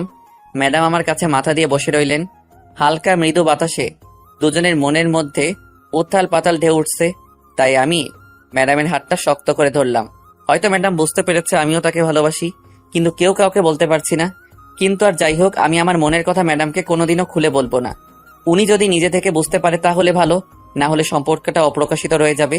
হ্যাঁ, আমি রিয়েল লাইফেও এমন কাউকে আমার মনের কথা খুলে বলতে পারি না, আর সেদিন দুজন দুদিকে রব, কিন্তু এমনটা আমি মন থেকে কোনোদিনও চাইবো না। কিছুক্ষণ পর ম্যাডামের গলার আওয়াজ শুনে বাস্তবে ফিরলাম। আচ্ছা জিসান, যদি সময়টা এখানে থমকে যেত তাহলে কত ভালো হতো, তাই না? খুব সুন্দর মুহূর্ত, যে আমি কখনো ভুলতে পারবো না। আমাকে তো একদিন ঠিকই ভুলে যাবে। কেন ম্যাডাম, এমনটা কেন বললেন? পারে, আমি তোমার কে হই যে তুমি আমাকে মনে রাখবে? এত মায়াবী অভিমান ও আবেগ আদর মিশ্রিত কণ্ঠে কথাগুলো বলতেছে যে আমার হৃদয় ভেঙে চুরে একাকার হয়ে যাচ্ছে। আমার কান্না চলে আসতেছে। মনের মানুষ মনেই থাকে, তাকে কখনো ভোলা যায় না। মানে? কিছু না। বুঝিয়ে বলো। আপনি তো আর অবুঝ নন যে বলে বোঝাতে হবে। প্লিজ জিসান, বুঝিয়ে বলো। আমি আর পারছি না এই দূরত্ব সহ্য করতে। দূরত্ব যদি সহ্য করতে না পারেন তাহলে কাছে যাওয়ার চেষ্টা করেন। হয়তো সেই মানুষটা আপনাকে কাছে চাই, নিজের করে পেতে চাই। কিন্তু আমি বুঝবো কিভাবে সেই মানুষটা সত্যিই আমাকে চায়? মনের কথাটা একবার খুলে বলে দেখতেই পারেন। যদি সে রাজি না হয়? হতেও পারে, বলে দেখেন না একবার। তাই? আচ্ছা ওয়েট। এই কথা বলে ম্যাডাম ওনার ব্যাগ থেকে একটা ছোট্ট বক্স বের করলেন, খুব সুন্দর করে প্যাক করা। উনি সেটা আমার হাতে ধরিয়ে দিল। আমি অবাক হয়ে তার দিকে তাকিয়ে রইলাম। এখন হয়তো ম্যাডাম ওনার মনের কথা বলতে চায়, কিন্তু সেই কথা না বলে বক্স ধরিয়ে দিল। তাই ম্যাডামকে জিজ্ঞেস করলাম, এটা কি? এটা কি হলো? আমার সুখ ও দুঃখের চাবিকাঠি। মানে? মানে এটার উপর নির্ভর করছে সে কি আমাকে গ্রহণ করবে নাকি দূরে ঠেলে দিবে। ও আচ্ছা, এটা কি আমি খুলতে পারি? সেটা তোমার ইচ্ছা। তারপর আর কিছু না বলে বক্সটা খুললাম। তার মধ্যে সবার উপরে ছোট্ট একটা কার্ড রয়েছে। কার্ডটা আগে নিলাম। তার মধ্যে খুব সুন্দর করে লেখা রয়েছে, আই লাভ ইউ। সাথে সাথে ম্যাডামের দিকে তাকালাম। ম্যাডাম সাথে সাথে লজ্জায় মুখ অন্যদিকে ঘুরালো। ম্যাডামের এই লজ্জা মাখা মুখ দেখার জন্য আমার মন খুব উতলা হয়ে রয়েছে। জানি না কবে সেই সৌভাগ্য হবে আমার, কিন্তু খুব তাড়াতাড়ি সেটা হবে। তারপর বক্সটার ভিতরে আরো কিছু জিনিস রয়েছে। সেটা হলো রূপার তৈরি একটা ব্রেসলেট। দেখে বোঝা যায় খাঁটি রূপা দিয়ে তৈরি হয়েছে, আর তার মধ্যে খোদাই করা হয়েছে JN। বুঝলাম জে দিয়ে আমার নাম, কিন্তু এন দিয়ে কার নাম? তাই ম্যাডামকে জিজ্ঞেস করলাম, জে এর মানে বুঝলাম, কিন্তু এন এর মানে কি? যদি দয়া করে একটু বুঝিয়ে বলতেন। বুদ্ধু, এন দিয়ে আমার নাম হয়। এন মানে নীলা। তাহলে তোমার নাম নীলা? উফ, সরি। ওই সরি কেন? না মানে ভুল করে তুমি বলে ফেলেছি তাই। আচ্ছা এখন আমার উত্তরটা চাই। এখনই চাই নাকি? হ্যাঁ, কথাটা বলতে কেমন জানি ফিল হচ্ছে, একটু লজ্জা লাগছে, তাই মাথা নিচু করে ভাবছি এখন বলবো কিভাবে। এর মধ্যে ম্যাডাম বলে উঠল, কিরে বলিস না কেন? কথাটা শুনে বুঝে গেলাম ম্যাডাম এখন রেগে যাচ্ছে। বেশিক্ষণ চুপ করে থাকলে বিপদ এসে হাজির হবে, তাই ম্যাডামকে বললাম, এখন না বললে হয় না? না হয় না, এখন বল। আচ্ছা, যদি রাজি না হই তাহলে? তাহলে তোকে মেরে এখানে পুঁতে রেখে যাব। ওরে বাবা রে, না থাক, আমি রাজি। আমি কেন, আমার 14 গোষ্ঠীও রাজি। গুড বয়, এবার লক্ষ্মী ছেলের মতো কথাটা বলে ফেলো। কোনটা? কোনটা মানে? একটা থাপ্পড় মারলে বুঝতে পারবি কোনটার কথা বলছি।